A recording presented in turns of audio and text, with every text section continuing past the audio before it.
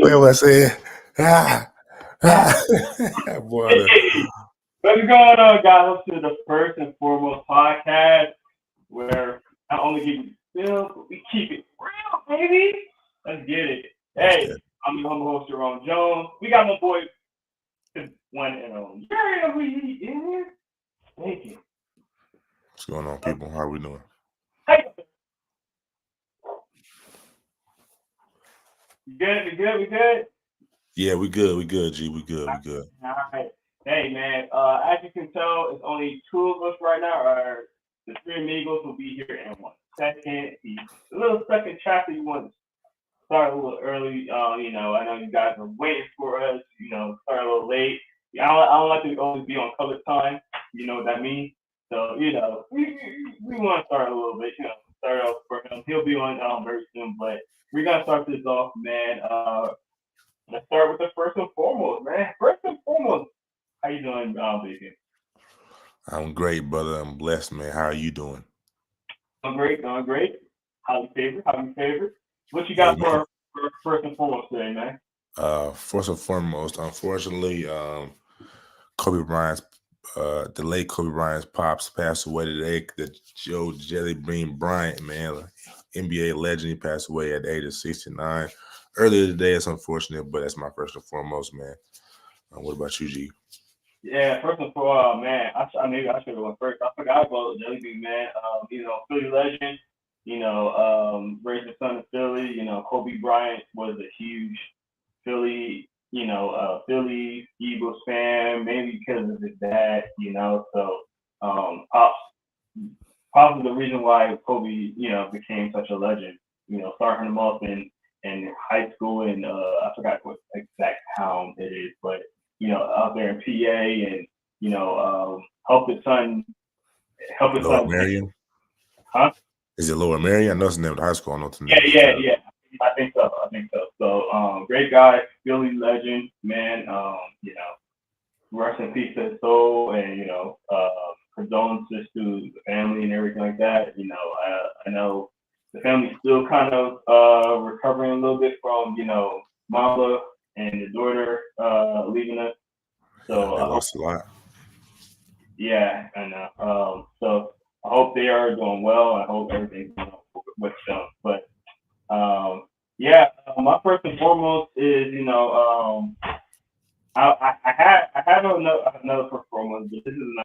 I had to add this one on here real quick. I'm gonna bring our I'm not gonna say our third guy, but our companion here, Mr. Naj Wilson. How you doing, sir? What's going on, fellas? How y'all doing tonight? Sorry I'm late, man. Bad accident, fellas. My apologies. Sorry, audience too. I know we got a special guest, so my apologies, y'all. You're good. We're just getting on to our first and foremost right now, and I want to say my first and foremost because before we got on here, and I wanted to bring you in here, Naj, but my man Bacon, man, I love my boy Bacon because he got some good music tape. So he's like he's an older soul, but he hurt my heart a little bit before we got on here, man. He didn't know his song "Rock the Boat." Rock the boat. I didn't know the artist, but I knew the song. What? Listen, hey, bro, that's crazy, bro. I almost said Revoked. Revolt? No way. I almost said Revoked, twin. Come on, bro. All that music playing on Saturday, bro. Like unrevocable, bro. He had a nerve to sing it first, and I was like, "Yeah, you know who that is?" He was like, "I have no idea." I'm like, bro, at least I knew the song, man. Come on, bro. This got to be credit. Even after I said her name, he was like, was like, oh my god. That's crazy. If you guys don't know who we're talking about Aaliyah. Right? Yeah. One of the great artists before she passed away. Only passed away at, what I say, 23? Yes. 23 in 2003. No, she passed away at the age of 23. What year? Yeah, 2001. 2001. Okay. Yeah. A legend. Died way too early. But yeah, man, hurt my heart with that. So I had to have that as one of my first and foremost, because when he said he didn't know who that was, I was like, and I what was the other song that I said? Rockable and the other one. Dang it, you did it wrong. Yeah. But the song that I sang on Leah, he didn't know who that was either. I was like, come on. But anyway, he said left side. I was like, no, not left side. But my other first and foremost is you guys are on here right now. I hope that you are on and paying attention. We've got 50 people in here right now, so I appreciate y'all getting on, sure. But as you guys already know, yesterday the game, you already know what the game is. NCAA came out. Yep. Guys, you have a family member right now that's not watching for the playing game. Tell them to pause the game, give them a little break, and watch the first and foremost. Give them a little break. They can eat and stuff like that while they're watching us, listen to us, you know. But you know, we want to make sure that the people in here are watching us and supporting. So if you have a family member or anything like that, and you TV, you can even still play and listen to us in the background, But yeah, it's a stream that matters. Now a lot of people are distracted. It literally just came out yesterday. So two things I want to talk about with the game real quick. One is Team Builder has not been announced yet. I heard it's supposed to be announced on Friday. EA, what are we doing? Again, one of my favorite modes. I'm mad that they didn't have it up. What's going on? And the last thing I want to talk about is all the haters right now. There's a couple of haters out there talking about the game's not good. Come on, man. Why? I haven't played the game yet myself. But a lot of gameplay. It looks very good. Why we gotta? I understand. The game is not gonna. Everything's not gonna be pleasing to everybody. I get it, but why you gotta spoil it for everybody? They talk about the game. I waited 10 years for this, and then. Like, come on, man. Let us enjoy it. Give it some time. There's gonna be a little bugs. There's gonna be some issues. Give it some time. But I'm telling you, from 10 years from now, 10 years from what we had, this game looks amazing. I can't wait to play it. Hopefully, I get to play it by this weekend. But man, I'm super excited. But what is your first and foremost, man? All right, man. I'm gonna get y'all hype. We still got Jamauri, right? Well, it's in the works. It's in the works, G. Oh man, in the works. It's in the works. Back to backs. Man. But first and foremost, I hope you fellas are ready because I know y'all know what next week is. It's this media day. It's no. That's definitely next week, though. That is next week, but no. We are dropping our top 27 list next week. Remember, we said after. Yes, so you see Jerome's face, he's surprised. You see Baker's face, he's surprised. So you fellas better get on your homework and get ready because this is the deadline we set, and I am sticking to it. I'm excited to talk about these top 2027 kids. Some names you will see on there: Andrew Beard, that is one from Prince Avenue Christian, the running back. He just posted offers. Jaden Worth, you will see him as well. And so many more 2027s we're excited to talk about and to shed a little bit of light on, man. So y'all stay tuned for that. That is my first and foremost tonight. I hope you fellas is ready, man. So hey, I know we all gonna be busy, but gotta get down to the homework, man, so we can have a fire list. We bring on a special guest next week to talk about the list. Hey, man, I appreciate you reminding me. I forgot about it, but I'm definitely good scouting for sure. So I just got to put the list together, but we can definitely talk about it soon, man, because definitely want to talk. Excuse me. Good. Excuse me. Whew, sorry. Of course, I've already said mine. I want to hear now, but I want to get your thoughts. Jelly Bean Brian passed away today at the age of 69. Just how do you feel about his passing, man? Sad, man. I mean, you hate to see it. Obviously, it was some rumors that there was some family drama, too. Especially when Kobe had passed. So, he definitely had a big impact, on the world. And he did not just mentor his son and created a global superstar, but he also impacted the game in many ways. Coached overseas, coached in Europe. So, just passing the tutelage along to young kids, man, for generations and generations, man. So, I still think 69 is young. Hate to see him pass so early, man. But I mean, from what I heard, I mean, he was a great person, and look what we created, and a phenomenal, not only talent, but a phenomenal person on and off the court. Somebody that you that could be an exemplary role model. You don't always see that, man. So hate to see that, man. Real sad news. Passed just a couple years after his son. So they usually say, one closer you pass, usually it has a residual effect on you, and not too far long after. You know what I'm saying?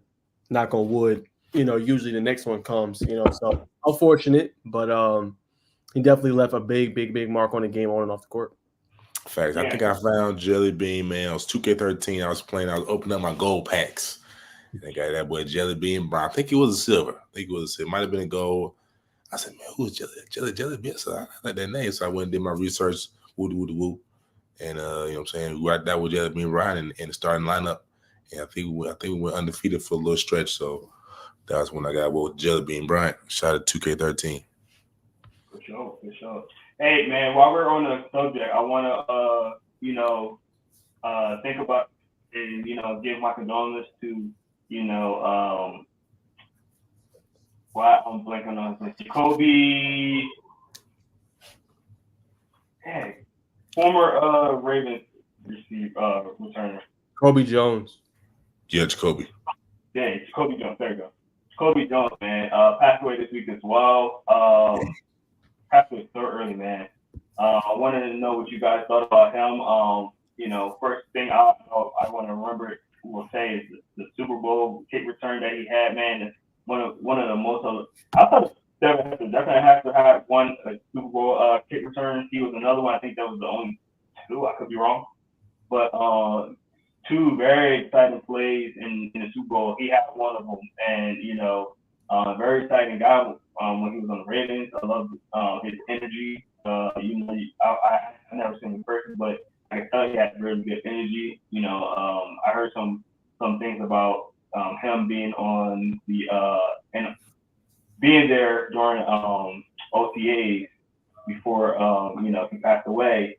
Raving about Isaiah Likely, and yelling at the coaches, start him. Obviously they got Mark Andrews there, but he's yelling at the coaches telling them to start him. So from looking from afar, I think he had a lot of energy. Seemed like a very positive person. I didn't get the details on what happened to him on his passing, but very sad, especially when you see somebody so young. I think he's only 40 years old. So I wanted to know what you guys thought about that as well. Yeah, Jacoby was a legend, man. That's definitely when football started to become like when it started to stick. Names with players, what they did. How it is when you kind of get older, start understanding the game. Jacoby Jones, definitely one of my favorites. Definitely part of that Ray Lewis regime. Just love his energy. Obviously, return man. I feel like now so kind of falling off in popularity. I think they're more popular back in the day. That's just me. Maybe I could be wrong. But so definitely Jacoby was definitely one of those guys. I definitely gotta you gonna know where he's at. But definitely unfortunate anytime somebody passes away at any time, but especially at the age of 40. His brother seems to still be in good shape. It's definitely a head scratcher. But like we said earlier about Jelly Bean, Mr. Bryant, excuse me. Condolences to the family, the whole Ravens organization, and the fans outside of this podcast and around the world. Yeah, I'll never forget that that play when they had to have it. They played up against Denver, and remember sitting in the living room with Pops, and he was like, "Man, it's over." I was like, "Nah." He's like, "Nah, it's not over." I forget if it was might have been Peyton. I can't remember if it was Peyton or Tim Tebow. It was one of those two. But I was like, "Nah, just watch." I was like, "They got that boy number 12," and he was like, "Who is that?" I'm like, "That's Jacoby Jones." Yeah. Next thing you know, Flacco buys time, and then he throws a long ball, and finds him. And then he just scores a touchdown. I said, "See, Pop, I told you," because we didn't want Denver to go. We wanted, even though Baltimore is a rival of my Bengals, we still wanted the other team to go. We thought it was going to be a better Super Bowl. So I'll forever remember that moment. Obviously, the Super Bowl when he had the longest kickoff return in NFL history, especially in that Super Bowl. I think it was 108 or 109 yards. So yeah, I mean, he was just special on the field, man, and I'll never forget that play against Denver. Him submitting them and having them go Super Bowl, kind of last ride for Ray Lewis and obviously Yep. Ed Reed and being able to win that. So that was incredible. 100%. I mean, he wasn't a superstar, household name kind of guy, but when he did touch the ball, man, it was always electric. Or something crazy happened, and another moment that I want to kind of point out, just remember him, is when he was coming down for a kick return, and Mike Tomlin was on the field, and he had to dodge him, and he didn't, he slowed down Jacoby a little bit, and it was kind of this funny moment where Mike Tomlin, it seemed like Mike Tomlin did that on purpose to slow him down so he didn't get a touchdown. But every time you talk about Jacoby Jones, there's always some kind of memory that you have, thinking about him or things like that. So God rest his soul, and condolences to the family, man. Definitely a player that will always be remembered in my mind for sure, man. Because I'll always enjoy watching him play, enjoying his little dance like this. Yeah. For sure, man. Well, our next topic, man, I just want to let you guys know that this podcast is sponsored by Phenom. So Phenom, thank you for allowing us to powering this podcast for us and allowing us to have this and keep the lights running. So appreciate you guys. As you know, Phenom has some nice gear. Football season about to start up, so we got some gloves and things like that you can look up. We got mouthpieces. We got cleats, everything like that. So if you go to phenombrand.com, you get all that. What did you know? Look. Yeah, got the glove on. As you see, got the Phenom inside. Look at the stickiness, man. Look at that. State of the art. And this thing's been open for a couple of days, so that stickiness stays, man. So if you want some great products like this, go to Phenom brand. Phenom Elite Brand, sorry. PhenomEliteBrand.com. Go on there. As you see that QR code or a promo code right above me, it is ITH Football. You get 10% off of all your products on there. So you can cash. So not only can you look good for the season, but you can save some cash, man. I know y'all want to look fresh, so you know the saying. Look good, feel good, play good. Go to PhenomBrand.com and definitely get that show. So appreciate all of you guys on there. All right, cool. So as we take over, my boy Naj, do it. Yeah, that's what I'm talking about. Yes, sir. All right. So, look, Georgia Tech fans, I know y'all tuned in for Jamauri, Brice, Bacon, trying to work it out. If we can't get him on today, we're going to get him on soon. So, look, I do want to apologize. I don't want to waste y'all time. I know y'all want to hear what Jamauri has to say. Y'all been hitting me with questions. So, my apologies for that. But we're still going to make this fun if y'all want to stick around. So, first off, I think we go ahead and talk about the hot topic, Bacon. Before we talk about, obviously, 707 in Hoover, you know what I'm saying, that I was at on Saturday with you. Let's first off talk about this Max Preps top 25. Let's go ahead and get into it, man. I think that is a hot topic. These top 25. I'm going to get Jerome's reaction, man. I think somebody got a graphic, hopefully. Do I need to share the screen with you, Jerome? Yes. I thought you was going to have it ready already, but I can That's on me. That's on me. Okay, I'm going to find it real quick. Zoom. Yeah. While I'm pulling it up, Bacon, go ahead and lead us off, man. Talk a little bit about what stood out to you, caught your eye while I pull up the graphic. At Hoover? No. The top 25. Top 25. Definitely Carrollton being ranked under Milton. I just think Carrollton's a little bit more. I just think the star power is more there than it is at Milton. I know they won the 7A championship last year. And maybe they don't know that. Maybe they don't know that Carrollton 6A and Milton is 5A. Not saying that's a big difference. It is obviously in talent, but I just think, and maybe when you put this together, you know that maybe Carrollton's not 12, or maybe they're closer to the top 10. That's just my opinion. Excuse me. All right, audience. So this is the list essentially. So 3 Georgia teams were on here. Buford was on here at 21. I thought that was a pleasant surprise. I'll get my take on that in a second. Pleasant surprise. Yeah, pleasant surprise. You also had Carrollton at 12 that Bacon mentioned. And then obviously you had Milton at 6. A couple non-state, out-of-state teams that caught my eye. Duncanville at 7. top team, probably top duo in the country, and Keelan Russell and obviously DeCorian Moore. Chamina Madonna, they just lost Jeremiah Smith, who is now at Ohio State. Kid was a stud, but they're going to be a top team again. North Shore had an outstanding season last year, made it all the way to the state championship before losing. But a great season for them. St. Thomas Aquinas, they're another team. You're going to get a chance to see them on ESPN this year as they kick off the season as well. Sierra Canyon is on here. This is a predominantly basketball school, but nice sight to see as well. American Heritage is going to play Milton, so that's going to be a good top 25 matchup to kick off the year as well. Central Phoenix won it all last year in Alabama as another top team as well. Yep, and 7-8. The surprise for me is right here, 24 Orange Lutheran, 5-6 last year, but a top 25 team. So they must got a lot of talent coming back. But I'm going to throw it to Jerome. What is your thoughts on this list before I dive fully in? Not only them, but St. Francis Academy, man, they had a down year last year. So I was wondering if they're going to be on the top 25, which they are, but also they're over a couple of teams. And it's like, okay, we'll see. You said you was going to mention it, and I guess you can mention it right after me, but Buford at 21, I think Buford's a good team, but, I think Douglas County got around this point right now, to be honest. Douglas County's not on here at all. I think it was ranked number 43, 46, yes. Something like that.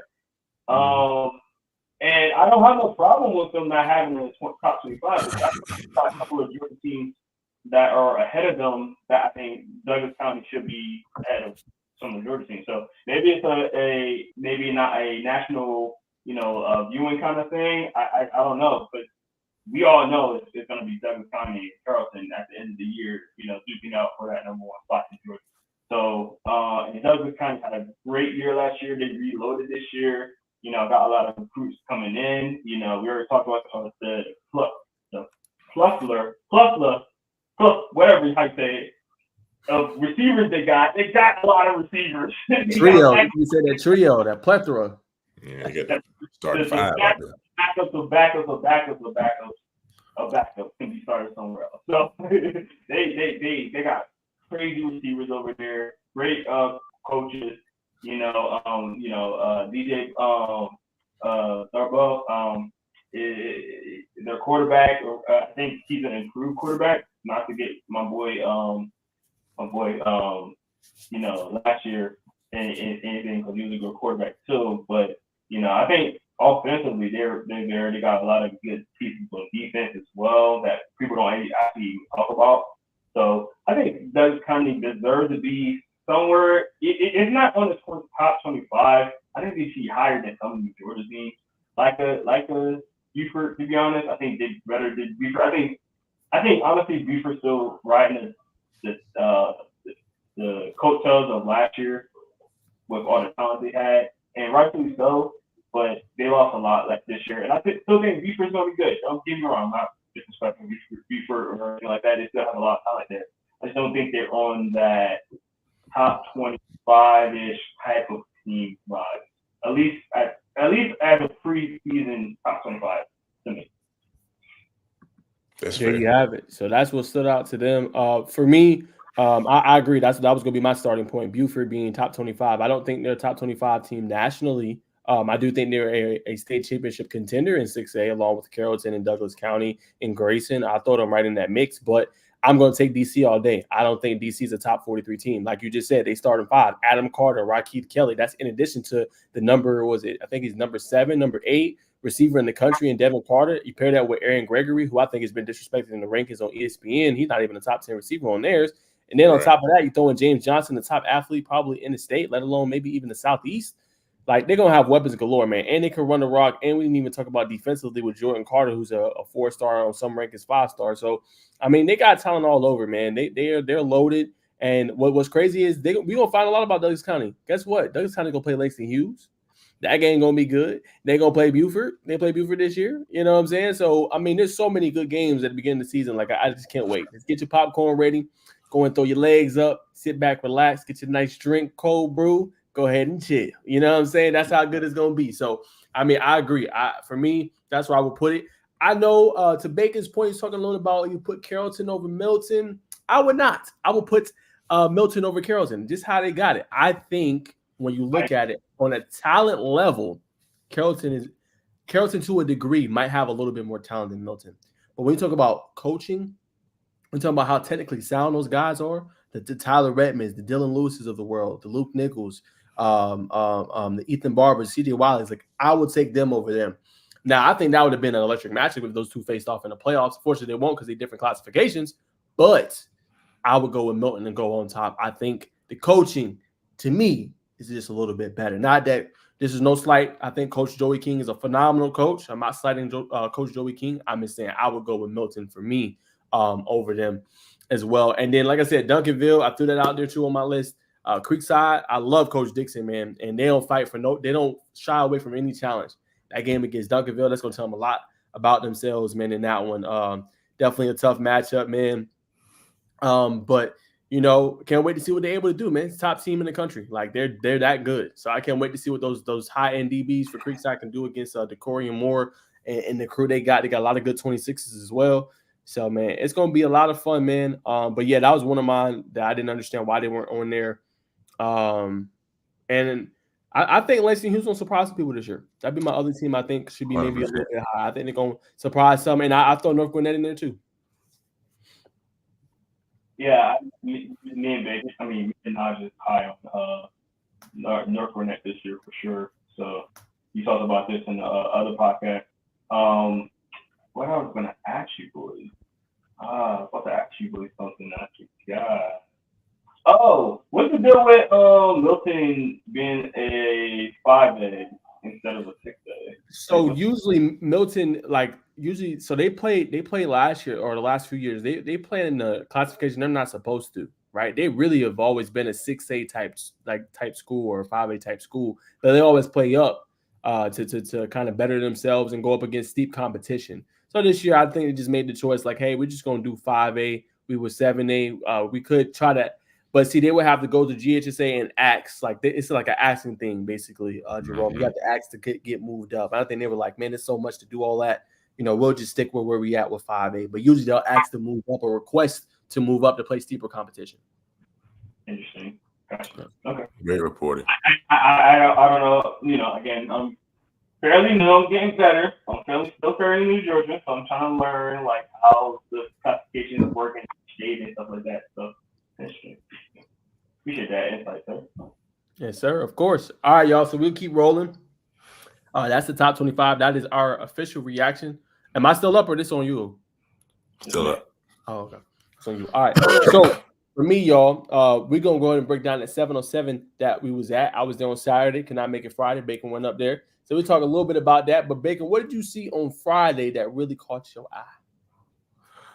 Man, got there a little late. I could only see 3 games.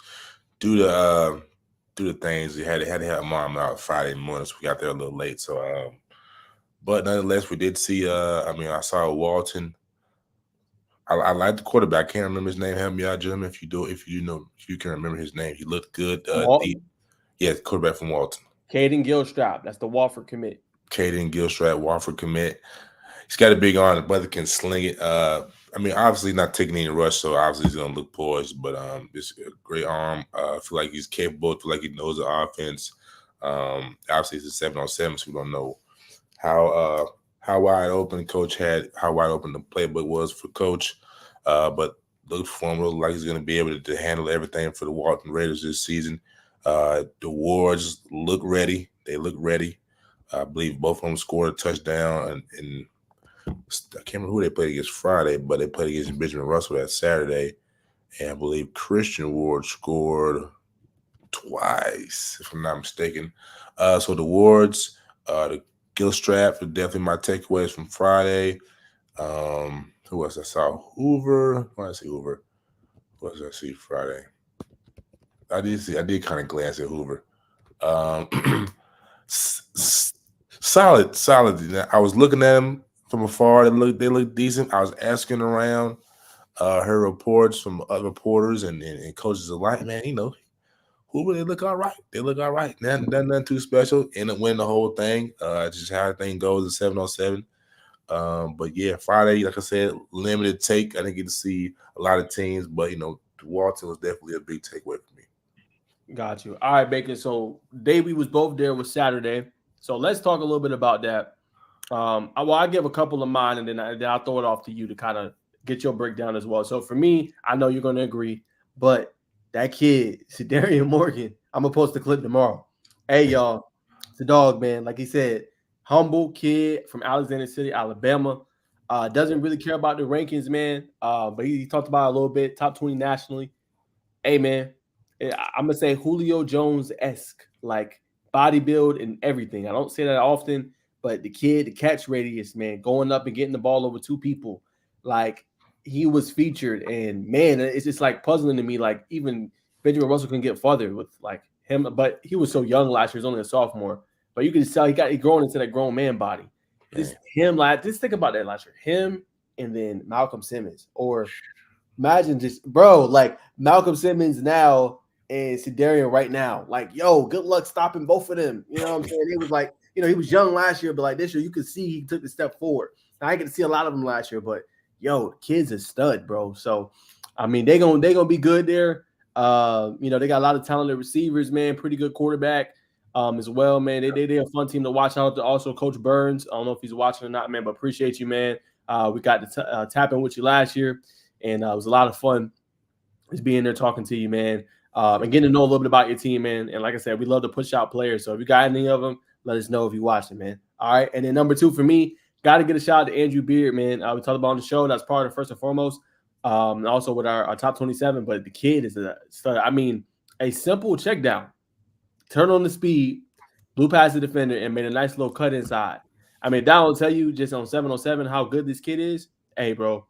I mean, he and Jerome left a comment. So Jerome's been hearing about him and knows about him. But that was my first time seeing him in person. And sometimes you'll hear buzz about a kid. Like, okay, that's cool. That's cool. How did he look in person? Yo, like he answers all the hype, bro. Like Prince Avenue Christian going to be a problem again. Now, this year will be different because it'll be private, right, which they are. So it'll basically be private A, 2A, 3A will be all in one bracket come playoff time. So it's going to be really intriguing. So Prince Ave will play like harder teams like Wesleyan this year with Ben Brown and other top-notch private schools. But, man, you give me inside track, I say Prince Ave is right there. Like with him, Hudson Hill, obviously we'll see who's going to be the quarterback, Ben Muster or Bobo. But CJ Dockery, like they got so many weapons, man. Like good luck stopping them. And they also they're coached well by Coach Vandegrift. So hey, bro, good luck. I want to touch on Andrew, man, because I got to see him when he was in junior varsity, JV, man. He was JV. Actually, the first time I seen him, not was the first year I went to the Classic Elite Classic. Sorry. Was it that one? No, I'm sorry. It was the Hotbed.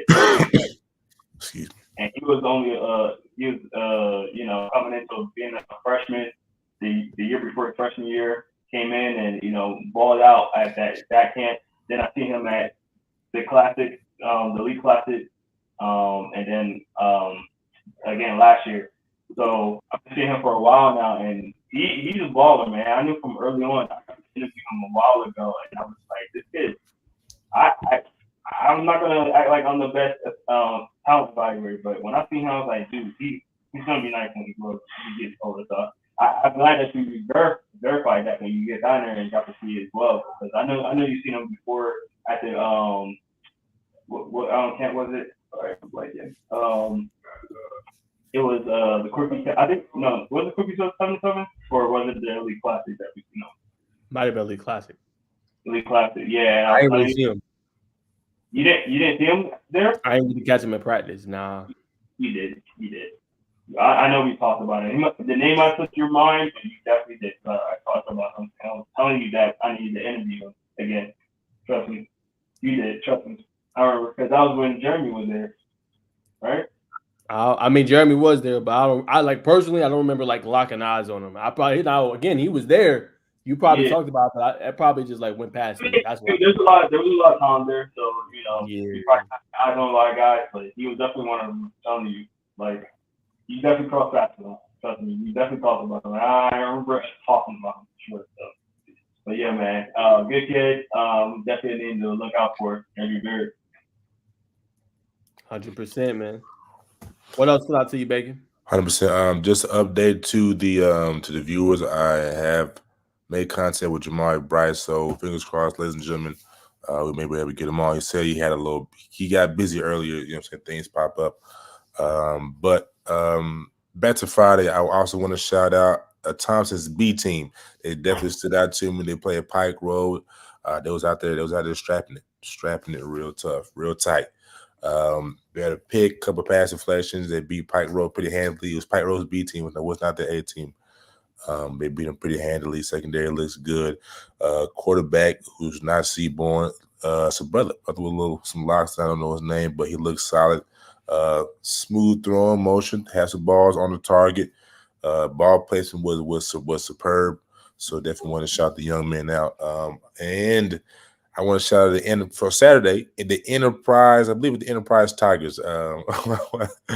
Eric Winters, the Armor commit, flashed. They were really the only team that really kind of slowed Shadarian down. Number 4, I can't remember his name, solid DB, but they were just the only team that really got in him. He's like, man, I hate playing these guys coming up to the sideline. So the definitely physical, real gritty. You know what I'm saying? Enterprise, good, you know what I'm saying? Good lower Alabama football, man. So shout out to those guys. Of course, Darian Morgan is a dog, man. We did the Mike Dub with him. It's on Bacon Network. You can check that out. It's definitely fire. Definitely want to shout out Parker, man. You know, I'll bounce this back to knowledge as well. We went and saw them Parker against Mosley. Mosley, who was at the 7-on-7 last year, and Hoover, and they were trash last year. I ain't gonna hold you. I ain't gonna hold back. Them was not. They had. I don't think they won a game. You know what I'm saying? They did not win the game last year. Maybe one game. So anytime you only win one game out of like 10 games, pool play and playoffs, that's a trash performance. Just keeping it a buck. But it came down there, and they were the total opposite. They came down there with some talent, and they did their thing. They upset Parker in the playoffs, and it got a little gritty, got a little hectic. They was going back and forth. Had Naeem Arthur mic'd up, so stay tuned for that. Naeem is as advertised, is a dog. He's a vocal leader on that team. They respect him, and he's sticky, very technical in his approach and assassin when it comes to the DB. To DB game. I'm trying to come with a comp, but hold your breath on that, and I will transition to another team who I liked. I did some research on Evangel Christian, one of the few teams from Louisiana who was down there. Teams that's loaded with talent. 14-time state championship program.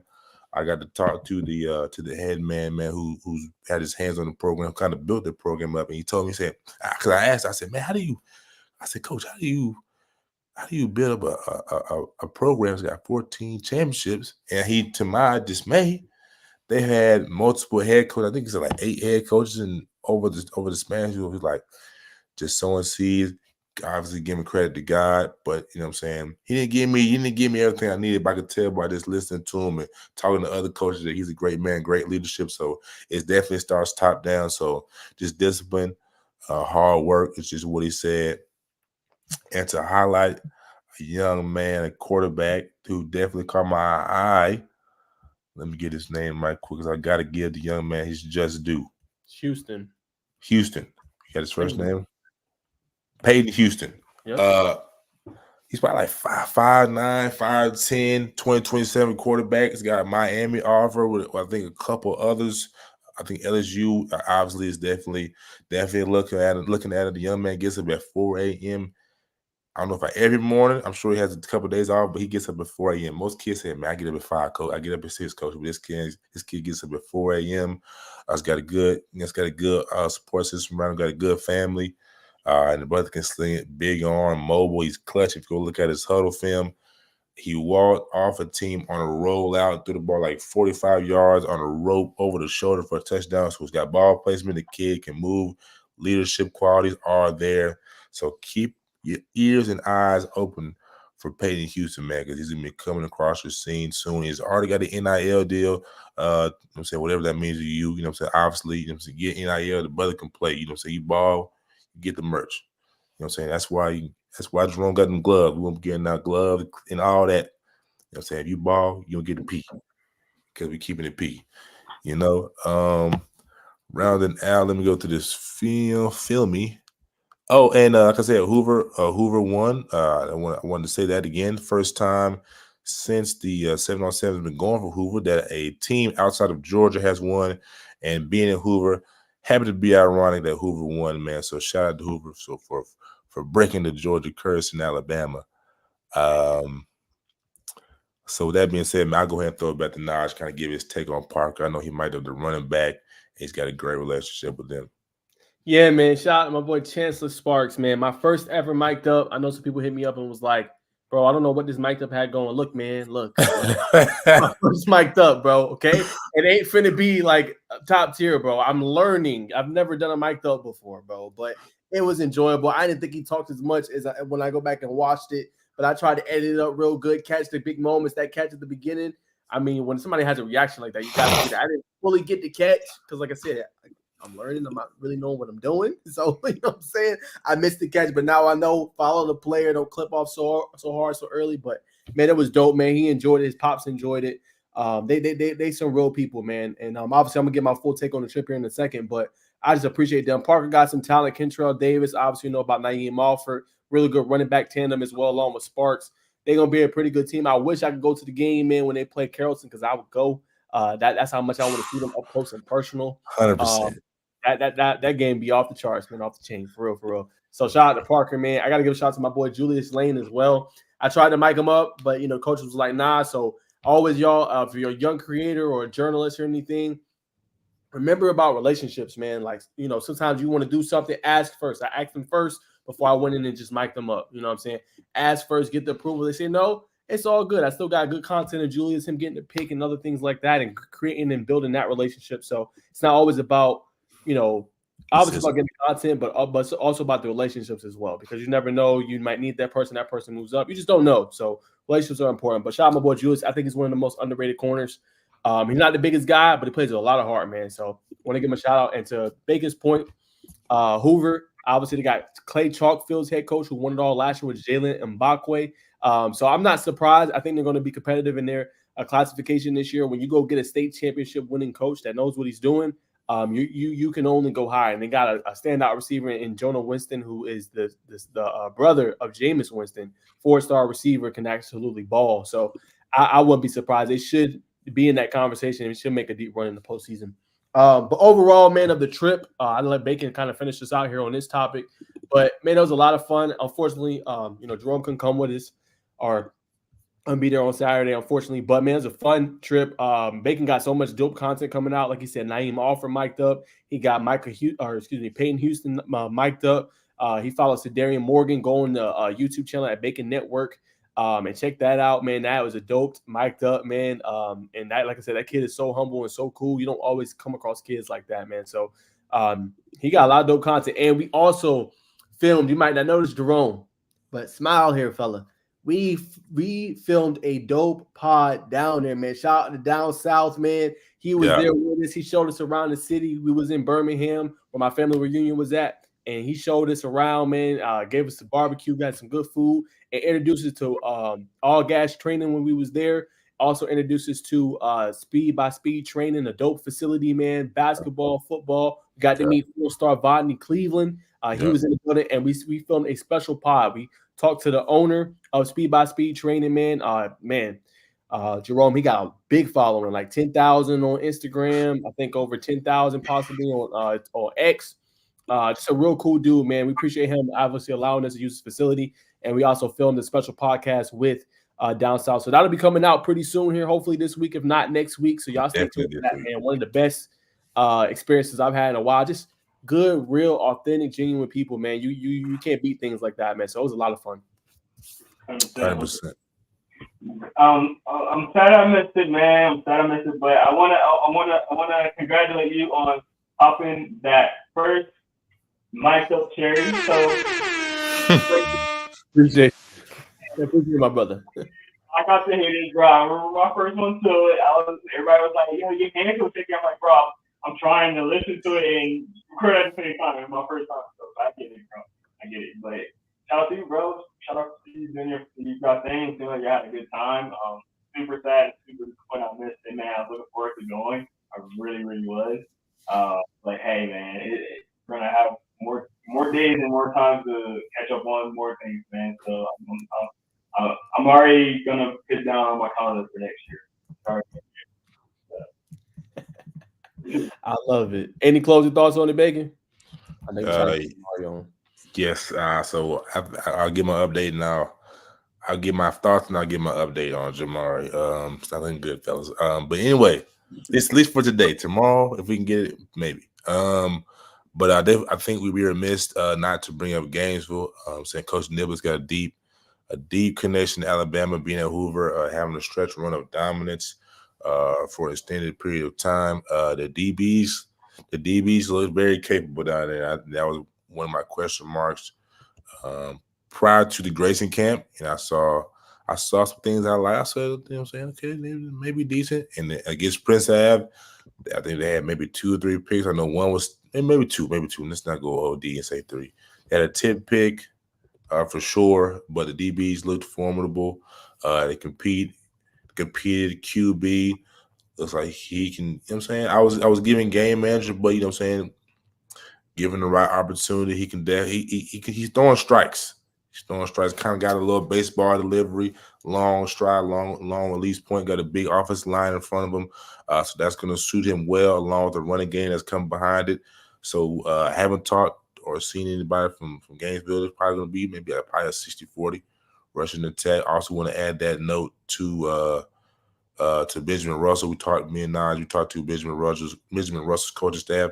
Last year they said it was like 70-30. I think they said it was going to be 60-40 with the rushing and passing attack. But back to Gainesville, again, looked formidable on offense. I think the defense is going to be there. Xavier Griffin coming off the edge. They did lose a couple pieces, but I think they will be just fine. I think Coach Nibble's going to adjust, and they're going to get the ball rolling. But an update on Jamauri, ladies and gentlemen. I just got word in.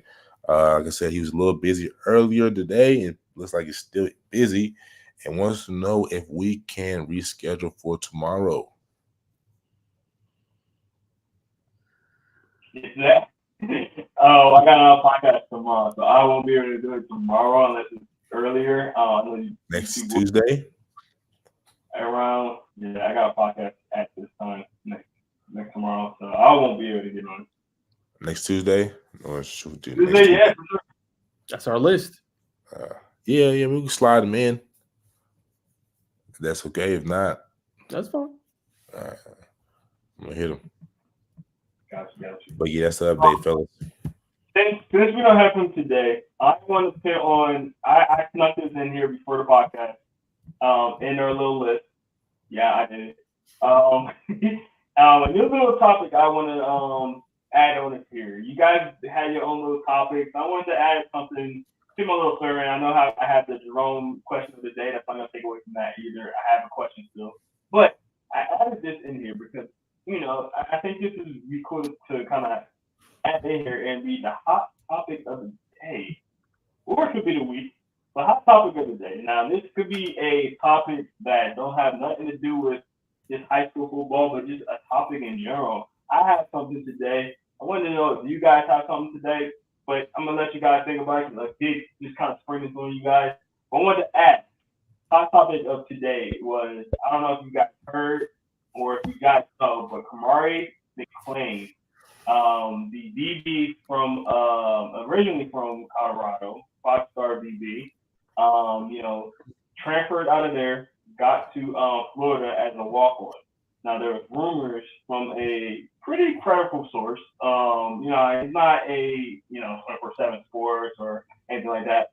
But, and I'm not going to put the gentleman's name out there for respect, but, put out there that Jamauri was going to be kicked off of the team today. He already had some issues with Colorado, with, missing, meetings and, some of the issues that he is having with, Coach Prime not putting him on the field for certain, disciplinary situations. That's why he transferred out of Colorado after 1 year. Now at Florida, the rumors came out this morning. Oh, actually, no, I heard rumors maybe a day or two ago that he still having issues going to meetings, stuff like that at Florida, and that news came out today, this morning. Now, it has been debunked by some of the bigger name sources, but I wanted to ask you guys, what's your thoughts on the situation? And do you feel like this is a little bit of a PR move that some people are saying? Because, yesterday and today is the SEC media day. And also we're saying, they didn't want to take him off to have an issue at the media day, or making that be the main focus of today's topic at the media day. I want to know what y'all thoughts on the situation. Heard about it. I'll start with what you think, man. Yeah, so I got a little bit of insight on it. I won't say the employee's name, but somebody I know real well. His stepdad used to coach him in high school. This is when he was big and was a 5-star. And he didn't really go to practice, from what I heard through that source. Like, he would rarely show up to practice. He would just kind of show up on game day and play. So I think that's when the bad habits kind of started. And I know he went out to Colorado, and I think what it is, y'all, is just no accountability. I think what Prime tried to do was, him being a black man, Carmani being black, obviously, try to show him the right way to do things. Like he said, you're not going to be on my field if you're not watching film. Like, and that's my thing, y'all. If you can't succeed with Dion, how can you go and succeed potentially somewhere else? The only reason I say that, not saying this kid is talented. He was going to ball regardless on his own. But I'm just saying Dion's going to look out for you. Like, if you giving him at least 50% effort, he going to find something to try to help you out. That's what I mean when I say that. So I feel like if it didn't work there, like, you know what I'm saying? Like, it's going to be hard to work somewhere else. So he got to look himself in the eyes and be like, hey, you know what? I'm talented, but talent not going to get me to the NFL, right? It's going to be work ethic, grind, locking in, going to my classes and stuff like that. So this is the second case we've seen. So now we're seeing it wasn't really a Dion problem or a Colorado problem. This is a Carmani problem. And like I said, a lot of people don't know that was happening in high school. So my take on it is I agree. I think that could be a PR move potentially, with Florida. Because like I said, you got your program coming in, you feeling good. This is Billy Napier's make or break year. You want to focus on the good that's going on in your program. You don't need any negativity coming in already before the season even starts. You know what I'm saying? This is a big year for them. So I agree that definitely could be the case. But for Carmani, he got to lock in and yo, you ain't got too many more opportunities after this. You know what I'm saying? Like, this might be it for you. You might be able to go to a power or a group 5 or, a D2, D3 or a JUCO. But, if you go to that, you got to go back and lock back in. You know what I'm saying? You got to go to class and get your grades. Like, it's not going to be handed to you. I'm not saying that he wants that, but you got to at least try to put in some kind of effort. You don't have to be a straight A student or AB, but pass your classes, man, and then go on to do what you want to do. You only got to do 3 years. You know what I'm saying? And then you can go into the NFL. Have something to back up. It's not going to be football all the time. You know what I'm saying? So have something to back you up. Go get a degree. And then if it don't work out, you got something you could do outside of football. So I just think it's a story that, it started in high school. And I think it's just kind of amplified since. Bacon, do you think that, because I personally think that JUCO would be the next step if he were to get cut from Florida. I can't see any big program saying, hey, I'm going to take a risk on this kid that's not going to do what I asked him to do. Actually, he went to 2 other big programs. Take on the situation, and do you think that JUCO's the best route for him if he were to be cut? I think the best route is going to be anybody who's willing to take a chance on him. There may be some D2 schools who may possibly take a chance on him. Of course, it's all hypotheticals right now with the report that just came out. But definitely JUCO. If nothing comes out, then JUCO's definitely. Piggybacking on what y'all just said, man. He's got to. I mean, for this to come out, I want to say this first. I think it's definitely deflated. The rumblings it could possibly happen at SEC Media Day. I mean, if I'm a journalist there and I got to stay, I'm definitely, or not, if I don't have to, I'm definitely gonna ask. You know what I'm saying, just what's kind of going on. Can we get an update? Even if they say they don't want to talk about it right now, you definitely got to ask. It definitely probably put some snuff on the fire to kind of put it out. But I think they're still going to ask him about it at media today. But I guess, like y'all said, he's definitely got to lock in, do his thing. Because as you get older, man, you know, so kind of wising up. If you really want your dream to come true, you got to put in the work not to come to a sleeper, but a dream. Obviously, the kid is very talented. Said he's one of the best lockdown corners, man-to-man corners that came out of his class. But he's got to grow up. To be honest with you, man, you can't do this, or you're gonna be just another one of those stories that come out of many neighborhoods around America. Man, so and so could have been this, so and so could have been that, but he didn't take it serious, and now he's right there on the stoop with us, and I'm sure he don't want that to happen. 100%. Great topic. Great topic. Thank you guys for answering those questions for me. I thought it was something that I noticed today. Me and Lamarcus was talking about it earlier too. So I figured this would be something I could get on the podcast. I want to know, do you guys have a hot button topic today? Excuse me. Y'all in? Nah, I think we're gonna let this be your segment. Okay. Cool. You know what I'm saying? And we'll add it in. Perfect. I like it though. Appreciate it. Yeah. Good topic to get us thinking. 100%. All right, now are we going to the 3-man? Yeah, I think we about there. I want to throw it to you guys one last time to kind of conclude hitting the grid. Did you guys have any more topics or any updates or any rumblings or anything that you want to hint at that's coming up as far as football, whether that's media day, padded camps, any updates there? I throw it to y'all to kind of conclude hitting the grid. No, not right now. Not right now. As it looked like some teams slept well at West Georgia yesterday in the freshman dorms. I remember those bad boys back in my day at the UW. But no official updates. Just some photos of Coach Carmichael with his towel on. Coach Domo with his feet up in the bed, as well as Darnell Kelly. No sheets on, of course. But I'm sure them boys and men went out there and did their thing today and preparing for the upcoming season. Oh, who won, man? I forgot. Well, Stockbridge won. Stockbridge won at UW. They got the belt. So I put that out. But other than that, I don't have any concrete updates from that camp.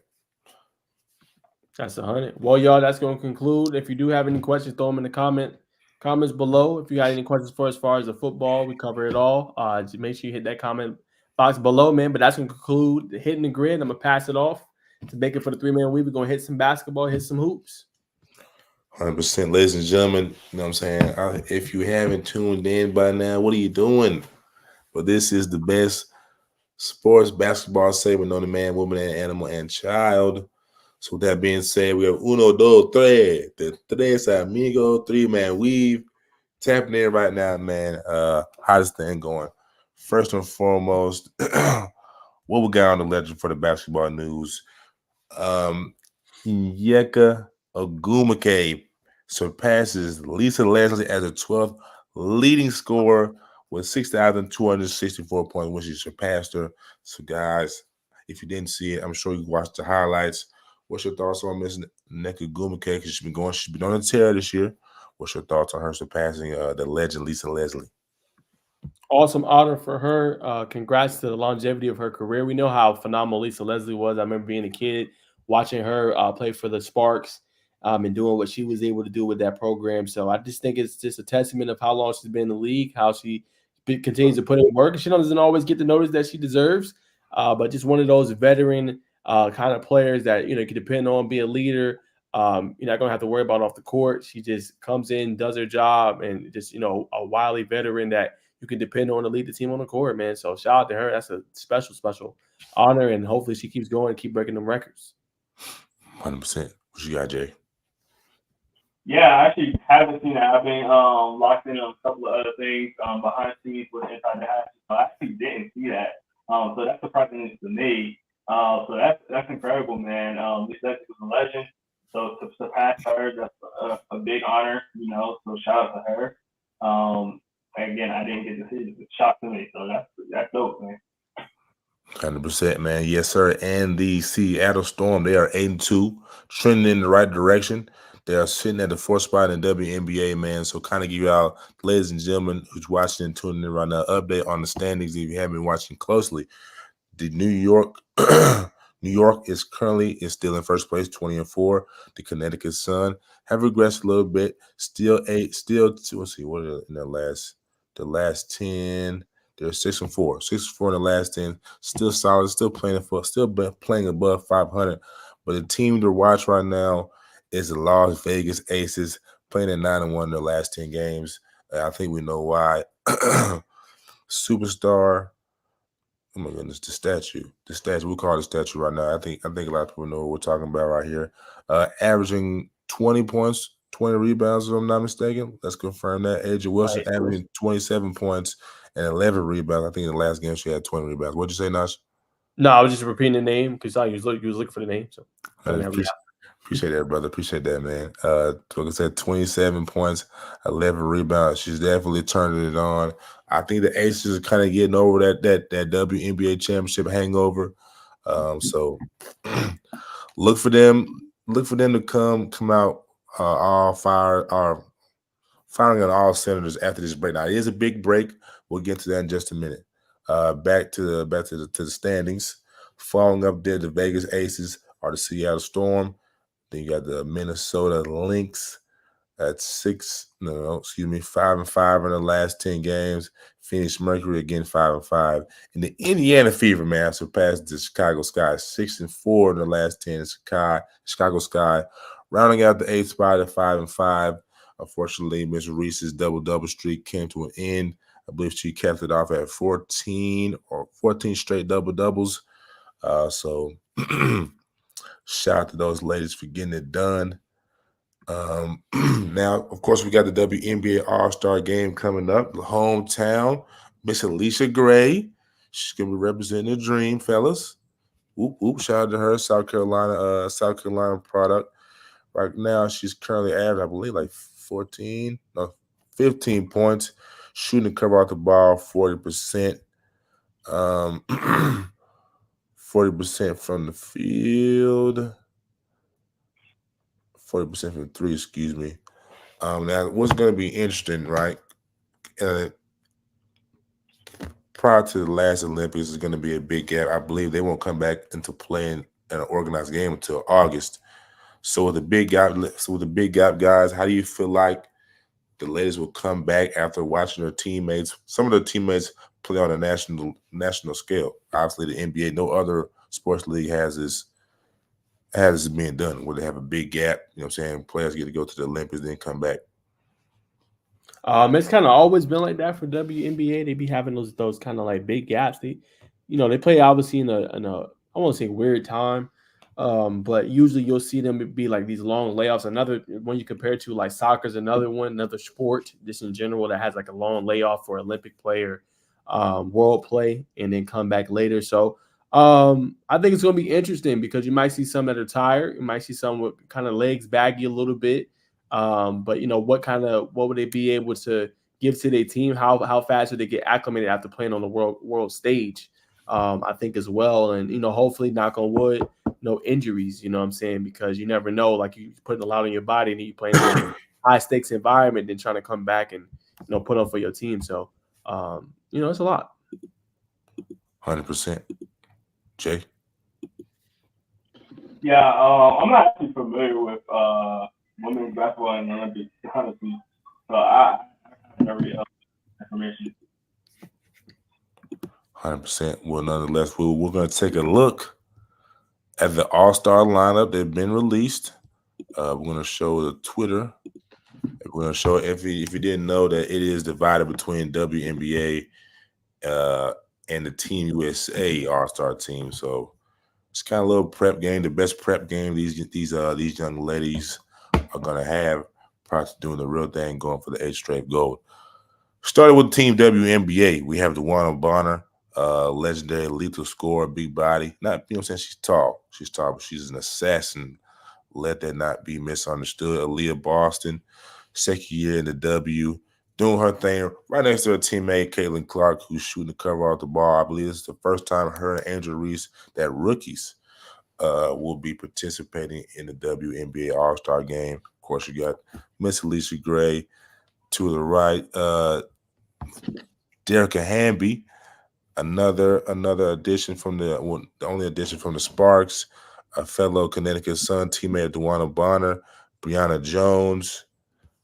I'm not sure who that is for the Sky down there or the Lynx. That's a Nico Gumake. No, that's a Gumbawale, excuse me. Click on the image. It should pop up with the name of it. Say it again, Jay. Click on the image. Yeah. Much love. Jonquel Jones. Kelly McBride from the Minnesota Lynx. Kelsey Mitchell from Indiana. They got a little trio there. They got a little trio going on. Okay. And Miss Gumbawale, Yeka Gumake, and Miss Angel Reese rounding out the Team WNBA, of course. Team USA, Miss Collier, Cooper, Chelsea Gray, Brittany Griner, legend, Sabrina Anescu, Jewel Lloyd, Miss Kelsey Plum, Brianna Stewart, Deanna Taurasi, Alyssa Thomas, Aja Wilson, and Jackie Young.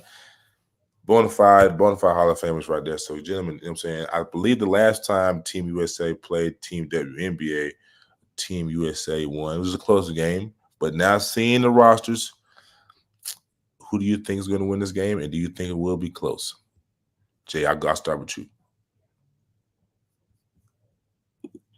And that's a hard lineup.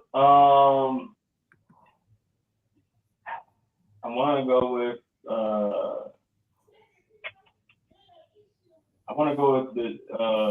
the right team right here. What's that?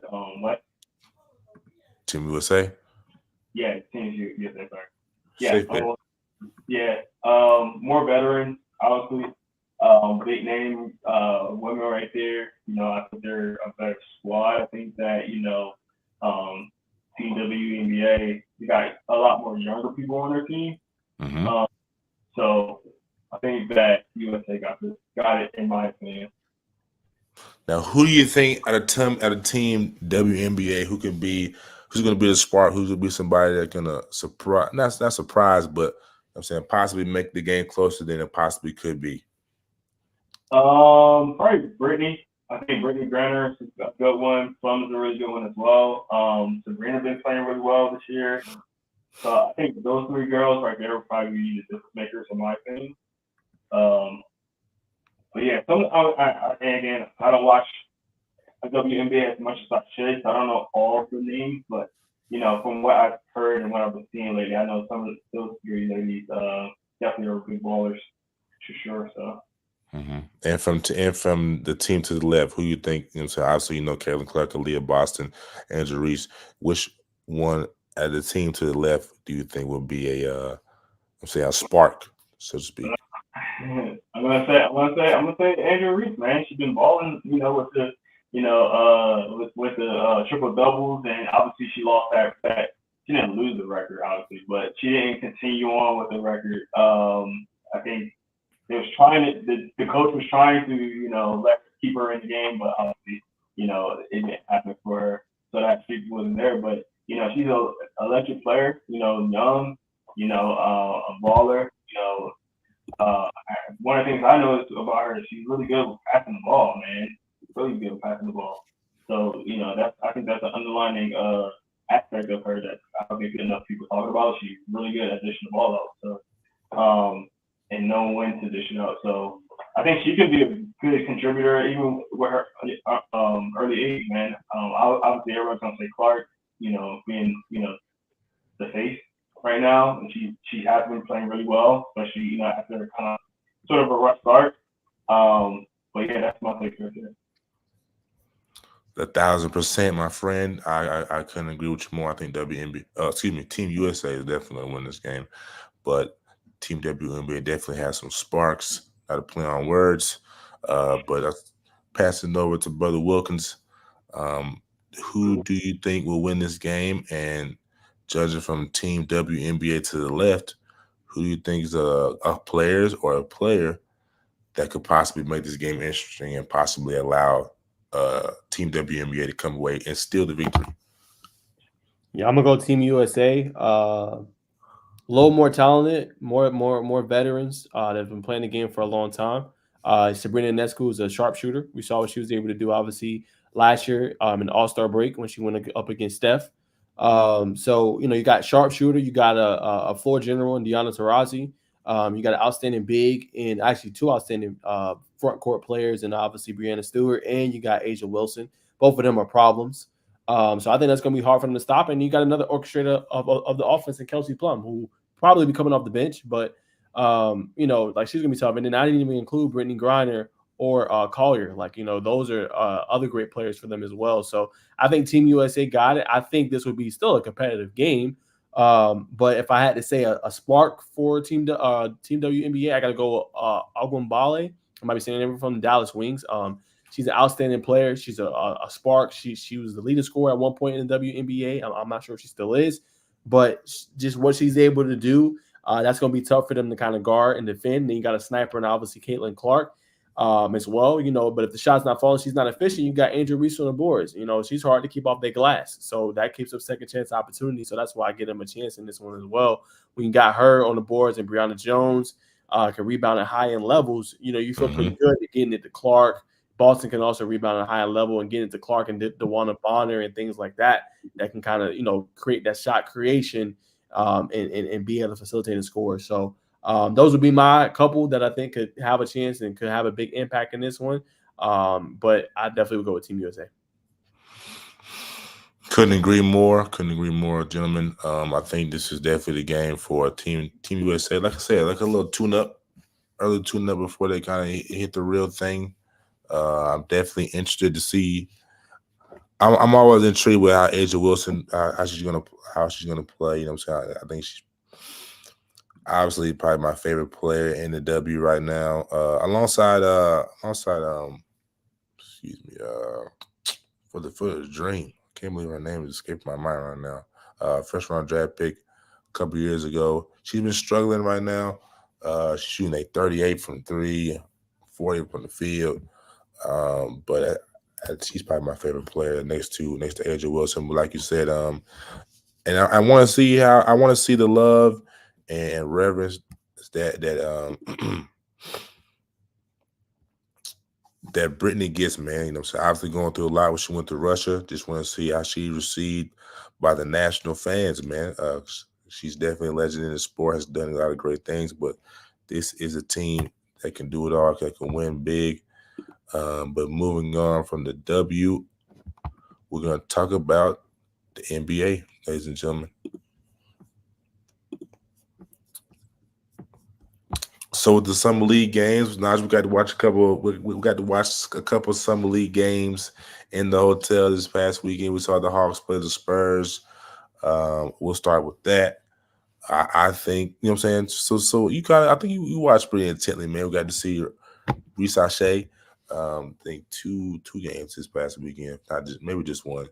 I'll give my take. I'll pass it to you. From watching them play against the Spurs, he didn't score the ball. Well, he didn't really get a lot of touches to score the ball. Well, and that to me was probably the best game to watch him. I like to watch players when they're not necessarily scoring the ball, just kind of see how they're going to play. And the brothers got a great feel for the game. He just knows it's him and Rob Baker, but definitely Brice playing defense, knowing when to it's kind of a field thing when you're playing defense. He was intercepted some passes, playing in the passing lanes. I love how he continuously runs the floor. He's got a knack just to know where everybody's at, even early on in the NBA, to know where everybody's at on the floor. It's just a natural at playing the basketball. You can tell he's been playing the game for a while. From watching it on ESPN, he comes from the Tony Parker camp, so the brothers have been around high-level ball.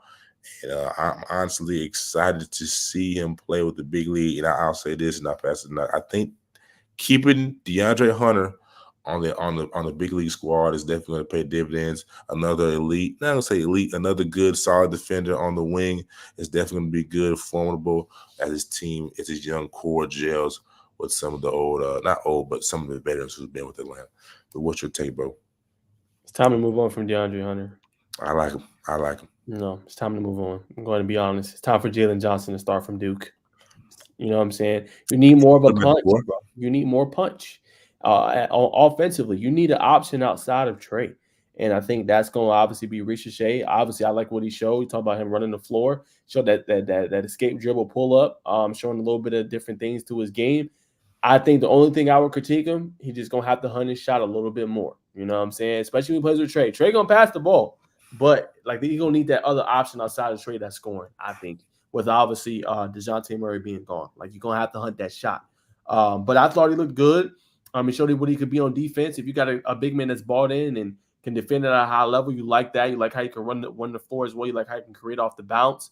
You also like how you can facilitate and set up some teammates as well. So he has a really nice game. You know what I'm saying? He does. And I think he's going to continue to, get better and better. But some good sights to see, obviously, for Hawks fans. And like I said, I think if you're going to run a lineup, run Trey, run him, run Jalen Johnson, let your young whippersnappers, let them grow. Let them make mistakes. Let them get better. Like some of them veterans, I get it. But if you're trying to see where you at and see what you got, let these young guys play, man. That's kind of my takeaway. I did want to give a shout out. I didn't want to get off topic, but I did want to give a shout out to Reed Shepherd. He got a lot of love from Jamauri. And also Trey Young, man, he had an outstanding performance this past Friday up against the Lakers. 22 points, 7 rebounds, 7 assists, 6 rebounds, 5 steals, as well against Alex Sarr. And what I love the most about Reed Shepherd, he might get that stereotype or that he doesn't play defense and things like that, or that criticism. But man, like if he's playing at that kind of a level, he's going to be a guy for the Rockets that could potentially be.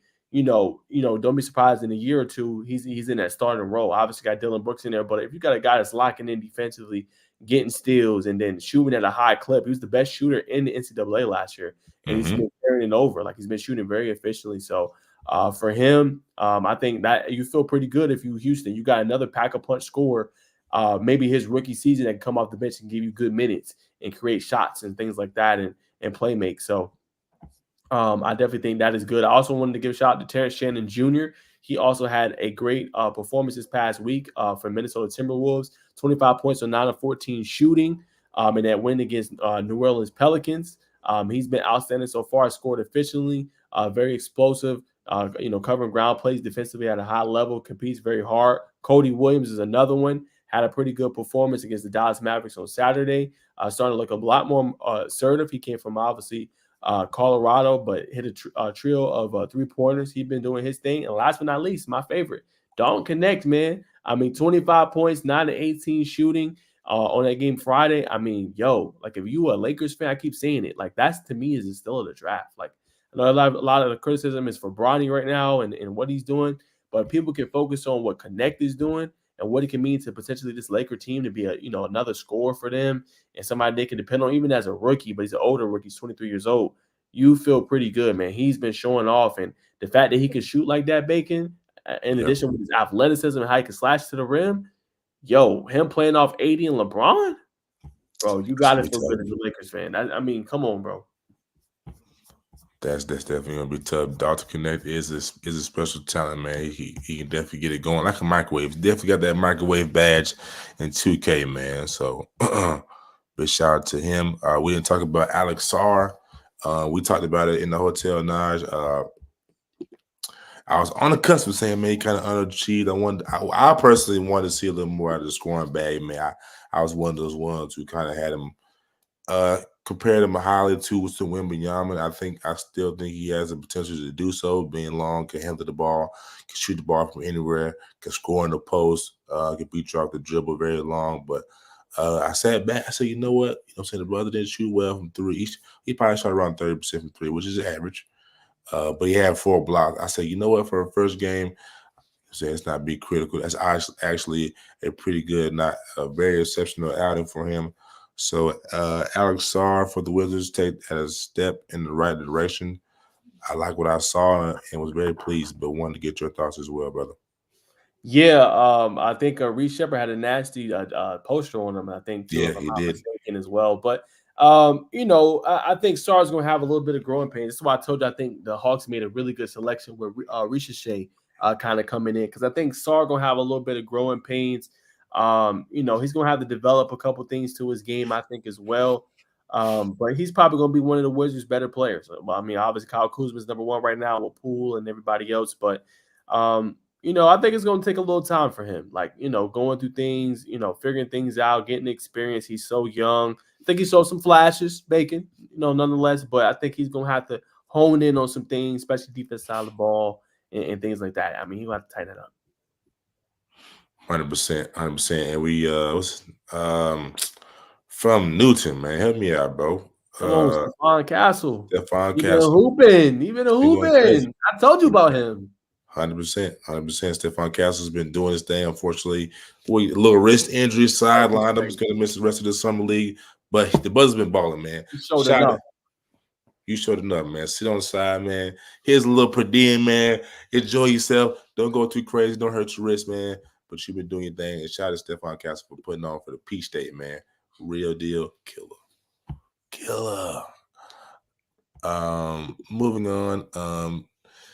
Jalen Wilson, another guard for the Spurs, man. The Spurs not the Spurs, Brooklyn. Had 27 points. Put away the Knicks.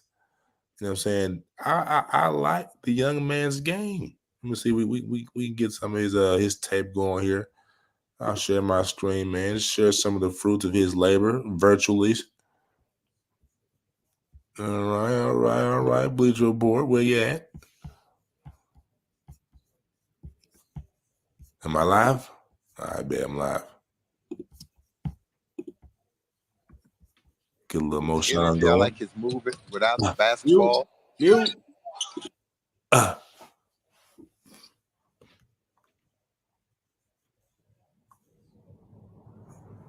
In his pockets. Looking up court, bounce pass, Olay. What's it? Come on!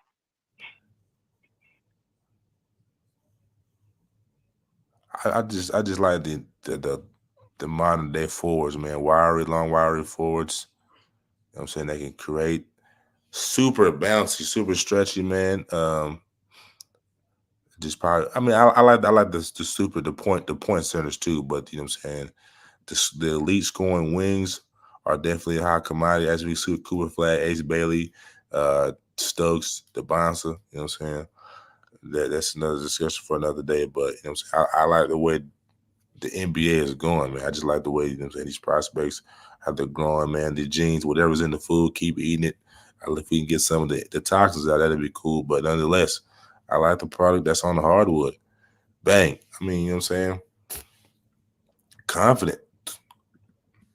We'll do a couple more here, ladies and gentlemen, then we'll transition.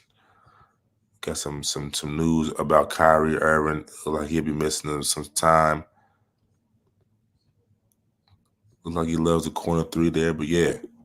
Special talent, Jalen Wilson leads a 21-point comeback against the Knicks. Second-year guard drops 27 points to put away the Knicks. Book it. Jalen Wilson. Now let me scroll and I'll find this Kyrie Irving news, man.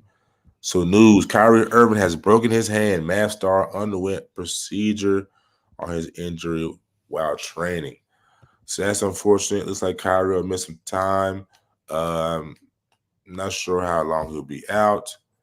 But just from judging, you know what I'm saying, from hearing hand injuries from in the past, and it's July, he'll probably be back by the season, by the time season starts. Scrolling down, some more news. The Warriors governor trolls Clay. Will have to kick his ass. Joe Lacob on Clay Thompson joining the Mavs. Just a little play for banner, man. I don't think there's any bad blood here. I just think, you know what I'm saying, obviously as you can tell by the photo, the two had somewhat of a casual relationship. So that's just something, man. When the time comes around, I believe Draymond said it, or somebody said it when those two teams play, it's definitely going to be theater. I think we got one more. Oh, you know what I'm saying? Bronny. Can't find it in here, but he did his thing, man. Oh, can't scroll past this, man. So Ja, I gotta get your thoughts on this as well. Ja leaks his twos. The Ja twos, the strategizers, man, kind of zoom in. You kind of like Kobe's, you know what I'm saying, from afar. from close, kind of like Kobe's mixed in with little KDs.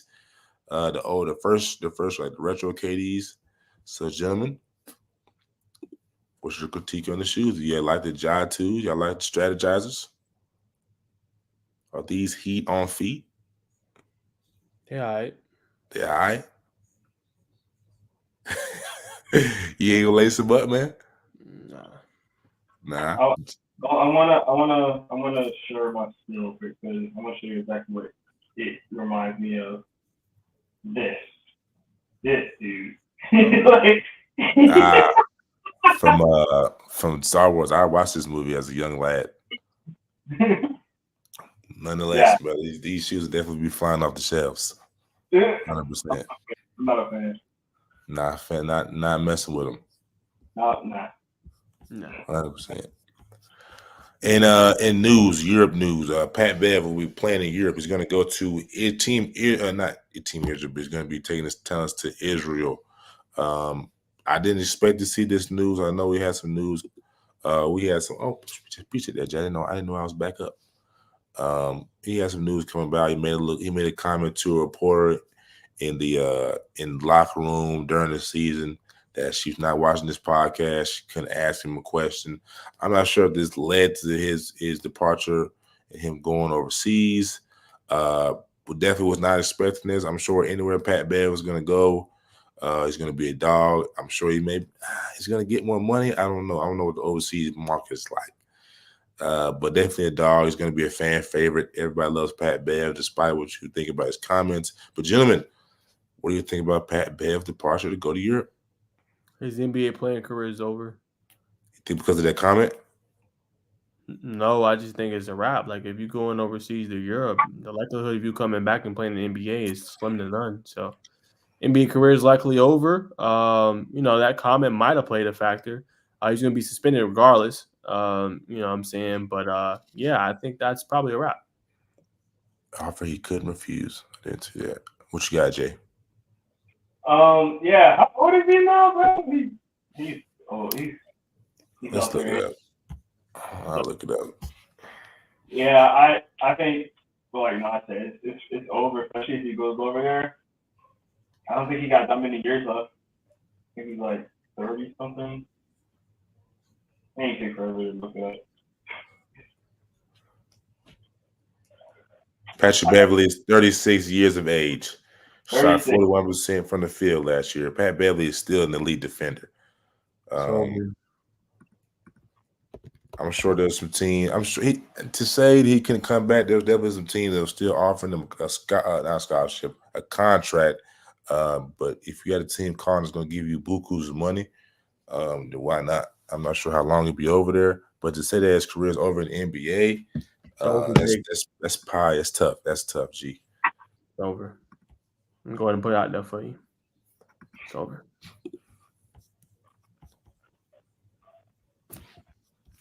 I told you about Stephon Castle being a lottery pick. You did. I've given you credit. Yeah, it's over. Unfortunately. Just Joe Jelly Bean. So what did y'all think? I'm trying to find it. Just Bronny got he got an award for the COD tourney. Do you think do you think this takes any heat away, but from his performances, but just Bron's came out on record that Bronny don't really care about what people think. Bronny gonna do what he do. I think it's just Bronny being Bronny. I think people just need to pump the brakes, let Bronny do his thing, and let him play. So just what's your thoughts? Obviously, the award was put out there that he had either the best KD ratio, or he won a tournament for Call of Duty. Just want to get you guys' thoughts on just the whole scenario. I'll start with you, Nash. You look like you're eager. I think you could have went a different direction. Bringing up the video game, I don't think that helps him. To be honest with you, like, you winning the tournament, like, no one cares. To be real, like, not saying that the kid can't play. He's going to have obviously the thing behind him, but I don't think that helps. What I think is interesting, the topic we should be talking about is what Jaylen Brown said about Bronny. Pro. And his girl said, "Oh, he'll likely be in G League." He's like, "Nah, he'll likely be with the Lakers." You know what I'm saying? Because of his name. Yeah, I think that's something we should be talking about. Is that in that comment? What you got there, brother? Jerome. Jalen Brown. Well, hey, that brings us to it. I had to bring that up. I ain't trying to steal your thunder, but I think that's a hot topic since we on the topic of Bronny. That only leads to that. And that going viral yesterday. But I mean, yeah, I think it's unfortunate. He's gonna have a lot of heat, and he's not playing well. He's 0 for 14 from 3. You know what I'm saying? So, and the problem is Bacon. He hasn't shown a flash like of anything, just offensively. Maybe defensively, he's been showing some things and steals, and maybe he'll be like a Lou Dortz type of player. But everyone's looking at, okay, well, he got a fully guaranteed contract as a 55th overall pick. His dad is LeBron, the greatest ever. He's going to have that constant pressure, and if he don't perform up to snuff, it's going to be worse when he's on the road. You know what I'm saying? They're going to have signs out. Oh, LeBron's, messing with his teammates. Why? It's going to be so – you know how fans are, bro. You know what I'm saying? They just, they're going to be ruthless, to him. So, it's going to be important for him to be mentally strong, mentally sharp, and be able to ignore it. And it could take him some time, before he's able to do it. I still think he should stay another year and worked on his game a little bit before coming. But, he's fortunate and blessed, I would say, to be able to be in the spot. But it's not going to be easy. It's a part of it. 100%. You add on to that, Jay? Yeah, I want to get to my question now that you kind of well, it's fine. But hey, man, it's a hot topic, and I wanted to ask you guys because since we are talking about Bronny, and to answer your question, I agree with Naj on the topic for sure. But Jaylen Brown, I'm actually gonna pull this up. Jaylen Brown actually made a comment. I want to know what y'all thought about his comment and the fact that he kind of backtracked a bit. And let me bring it up now. So right here, as you see, this is a Twitter account. But Jaylen Brown says he don't think Bronny is a pro. It's audio tape. You can hear him say it. You can see him lipping it right here. I'm not gonna play the actual audio. But this is Jaylen Brown's Twitter account, and it says, it's a flex to have your son alongside you in the NFL. It's a reflection of greatness and longevity. Bronny, it has all the tools around him to be successful. I look forward to watching his growth. I wanted to know what you guys thought about the initial comment that he made on the court. Obviously, he's a guy that plays at Boston, just won a championship, but he didn't take the easy route coming up himself. He, kind of struggled coming in. Not really struggled, but it wasn't where he is now and had to, get to that point. So now he's on the sidelines talking about it, caught on audio. Want to know what your thoughts on the comment that he made and how do you feel like how he kind of rebutted and came back with the comment afterwards? He's a superstar. Everybody's entitled to their own opinion, man. At the end of the day, Brice got to do what he does and just go to work. I don't think Bronny's phase right now. If he's still playing poorly when the season comes in, I think it may get to him. I don't think he's phased right now, even though he is over 14. He's probably a little bit, but guys, we gotta recall. You can say Kobe's a different cut than Bronny, but I'm saying Kobe didn't come in glamorous either. I believe it was his first shots for air balls. So people are gonna say what they're gonna say. You just gotta stay down and stay locked in on your own purpose. Nice. I said a little bit of it in my rebuttal. Like I said, it's not going to be easy. He's the son of one of the greatest players to ever do it. So he's going to have this pressure on him consistently. And I think what Jaylen Brown said, the comment after, was just a cover up. Like he just didn't want no undrawn attention. I think that's how Brown really felt. You're not going to mouth that and tell your girl that if that's not what you're really thinking. But he knows how social media is. They'll blow something up that small. So obviously he had to go and cover it up. But I mean, I think I don't disagree with his comment. I don't think he's ready yet. That's a big jump. And, he played with USC and stuff like that. And I'm not saying he can't be a great NBA player, but right now, it's going to take him time. Like you just alluded to, Jay, it took Jaylen Brown time. It took Jason Tatum time. You know what I'm saying? This takes time. You're not going to just come out the gates. I can't think of too many players that came out and just was automatically that guy. It took Anthony Edwards time. He's starting to come into his own. He got there quicker, you know what I'm saying? But he's starting to come into his own. Look at Shai Gilgeous. It took him a couple years, you know what I'm saying? So like kind of what Bacon said, he's just gonna have to stay locked in, loaded, and his purpose and what he wants to do, and ignore obviously the backlash and criticism and stuff like that. But he's gonna get it. It's unfortunate, but that's the reality he got to live in. Do you think that Jaylen Brown should have been a little bit more aware of what he said and his surroundings? No. That he was on the court side, knowing that he's got cameras in front of him, people looking at him. No. Yeah, I agree. Just be you, bro. Be you. He enjoying his time with his girl, got injuries with him, like they chilling watching the game. No, there's no being aware. He didn't say nothing wrong. He ain't cuss. He ain't break no law. Like, no, he's enjoying his time, and that's how he felt. Stand on business. Like, no. Son, like, what else y'all want the man to do? Like, no, he's sitting there chilling, just having a conversation. It's the media going out of the way. Oh, let's record we seeing. Oh, let's be lip readers. You know what I'm saying? Like, no. Right. Having shit. I guess next time you got to go to his girl. Hey, babe, this is what I think. Like, no, like, just enjoy your time. No, I don't think he needs to. No, he didn't do nothing wrong to me. Yeah. Okay. Well, congratulations to Jaylen, man. Being able to go on courtside with what he had, courtside. So all I got to say is,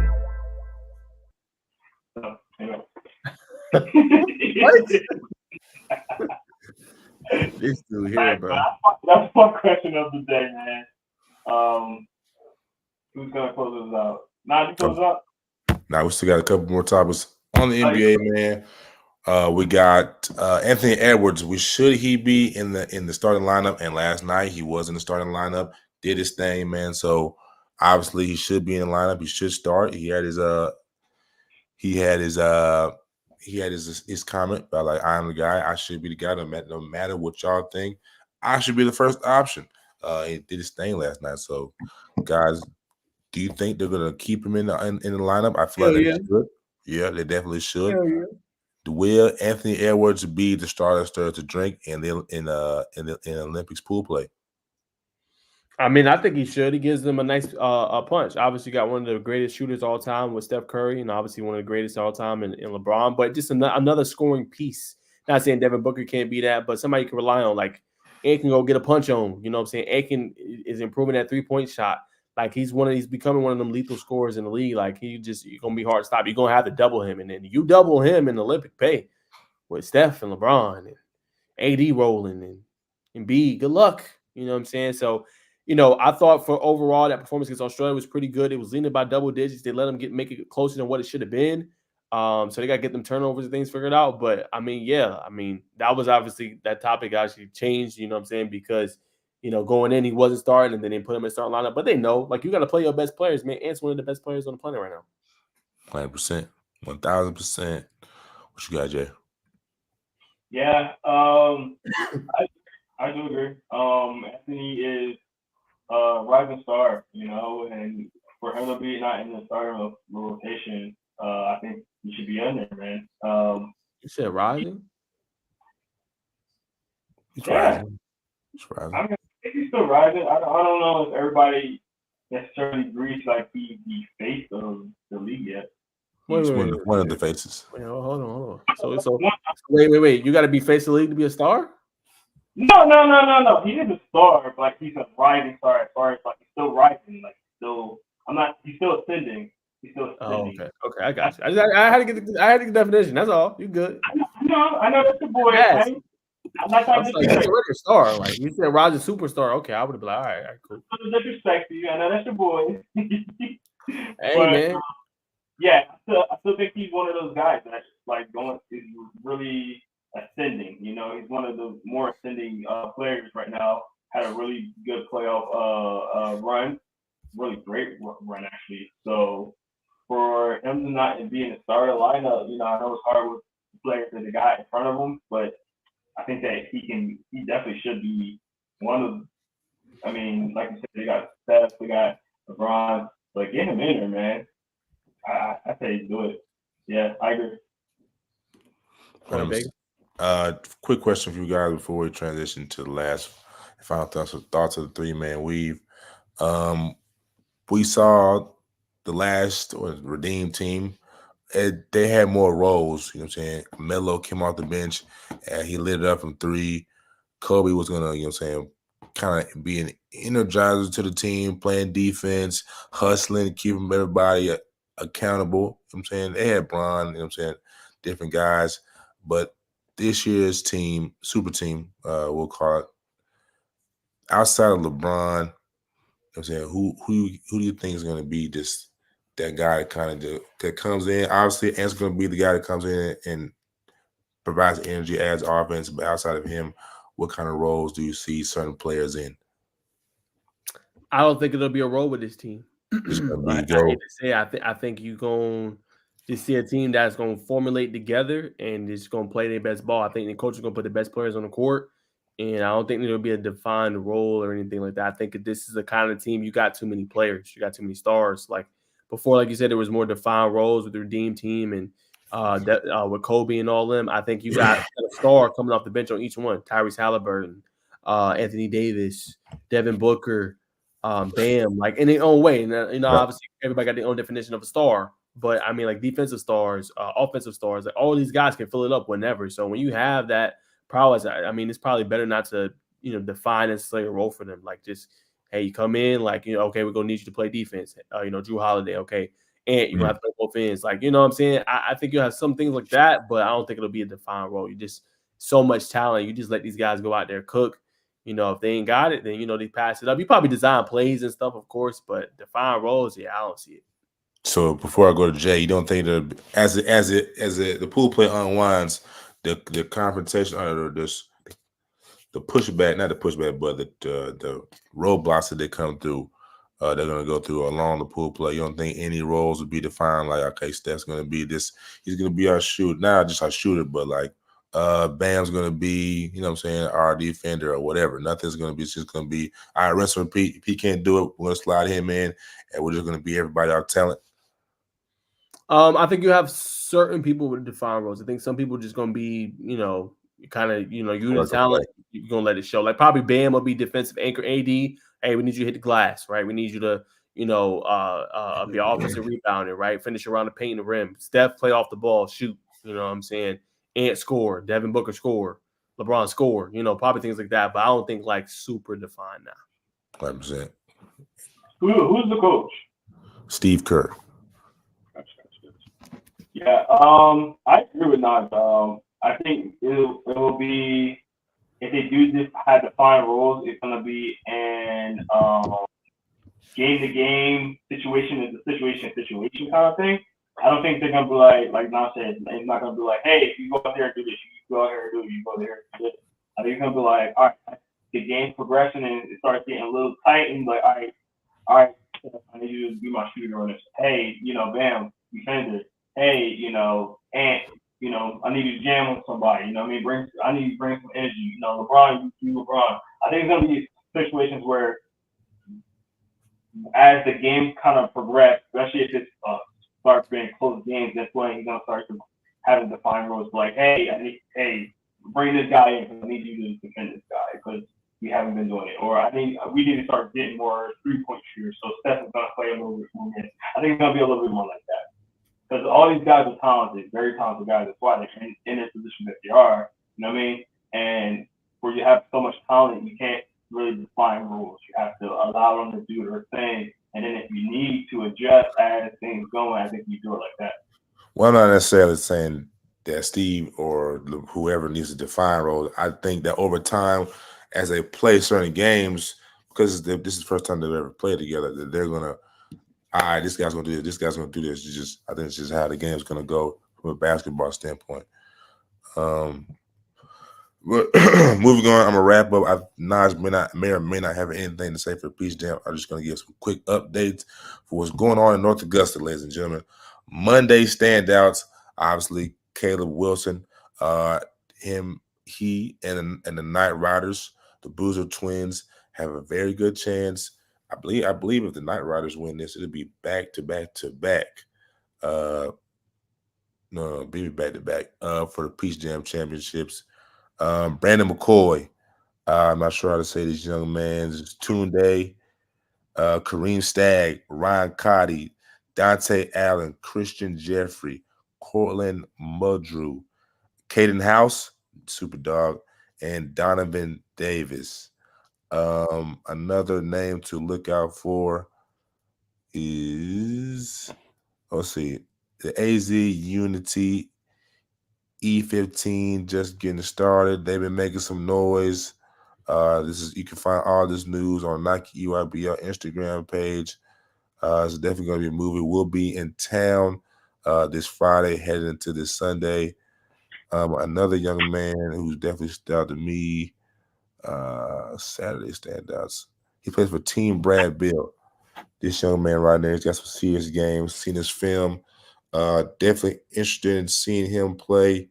Once he Brandon McCoy, Tyron Stokes, the whole shebang. And I also wanted to say this is outside of Peace Jam, but somebody needs to get an interview with a young man, Jacob Wilkins, man.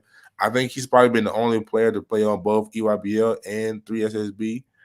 So I definitely would love to hear his perspective of playing on both at a high level. And if it is the first time someone's ever done this, how did he get this to happen? And so forth and so on. But if you don't have any updates, Naj or Jay, we're going to transition to the last words. Yeah, excited. I'll be there obviously with you on Saturday, Bacon. So excited to get down there and at least see a little bit of action. Obviously Tyron Stokes, headliner, Cameron Boozer, Jasper Johnson's been balling. Caleb Wilson, I think, is top 3 in rebounds right now. So it's been a fun circuit. Can't wait to see.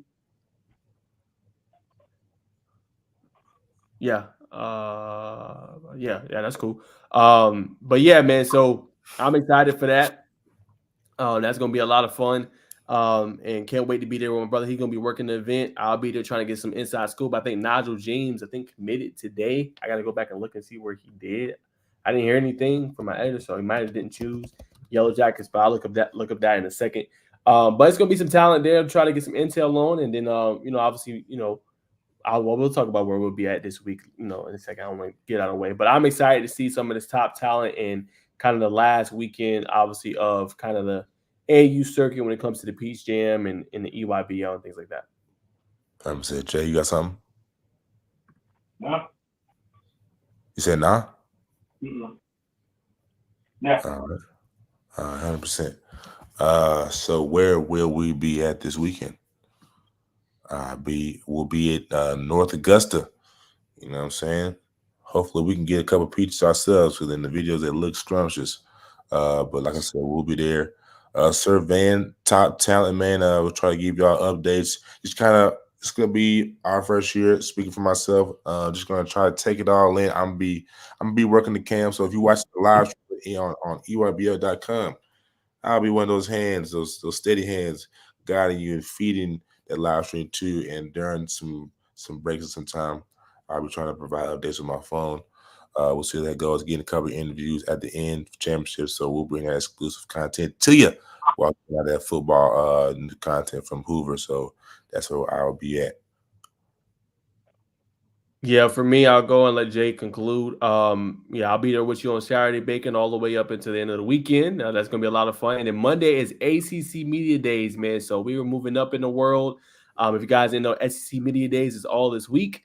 We're not there, but we will be there Monday for AC Media. I'm thinking, Bacon, I know we got to drive back, but hey, man, I might potentially stay. I know we're going to be there for Georgia Tech, but I might potentially stay to see Florida State too, bro. Florida State SMU is going to be on that same day. Not stay all night, but I think they include probably like 2-3 o'clock, man. Just, watch them, as well, get kind of acclimated with them, and things like that before we drive back down that 3-hour ride or whatever from up there. Yeah, so excited for that, man. My first major media day. It's just, me and Bacon, I appreciate him when coming out on the pod tonight. We just try to move up, man, continue to grow, grow the brands, grow our brands, and continue to just get better and better, become great journalists, great men. So I want to say thank him for being with me along the journey and coming on some of these trips with me up there, because some I know, man, Munyon is tight, but we both sacrifice, and I appreciate him for that, man. So we excited for it, man. We seen Brooks Austin. I think he was featured on SEC Network. A couple big pioneers in the industry. Him, obviously, Philip Dukes the Scoop. He's been doing his thing, man. So just guys like that, seeing them doing what they're doing, man. They inspire me. I know they inspire Bacon and obviously Jerome, and to get to where we want to be in life, man. So I'll leave it there. Real quick, do you know when Miami is going? I think Miami is Wednesday. I really wanted to go Wednesday because I know Wake Forest and I know a guy that's the top player on their team, JD. I actually know him personally. He's like an 89 on College Sport Football 2025 or EA Sports Football, whatever you want to call it. But I really wanted to just see him. I think that would have been so cool today to see him go up there. But I won't be here to be there Wednesday, unfortunately. But I think they're there Wednesday with Wake Forest. 100%. We got the room till Tuesday, G. So we can stay at midnight if we want, G. You clowning. What you got, Jay? Shout out to Duke the Scoop, man. Yeah. And to talk to Dion, had a funny meme. Just hopefully that kind of goes around because that's such a good gift, man. Yeah, that girl was fun. That girl was crazy, man. I'm jealous. I'm like, hey, I want one like that. I want me again, like, you know what I mean? I thought that was cool. 3-hour ride, man. Not complaining. 3 hours is not that bad. 3 hours. Y'all be fun. But shout out to y'all guys doing your thing, man. Appreciate it. I think that's awesome, man. I will be at OD's camp. So if you guys don't know who that is, OD is Oliver Davis, one of the top DB trainers, not only in Georgia but in the country. Trained some really good DBs that are in the NFL right now. Jalen Ramsey being one of them. The kid from Carolina, keep forgetting his name. I'm so sorry.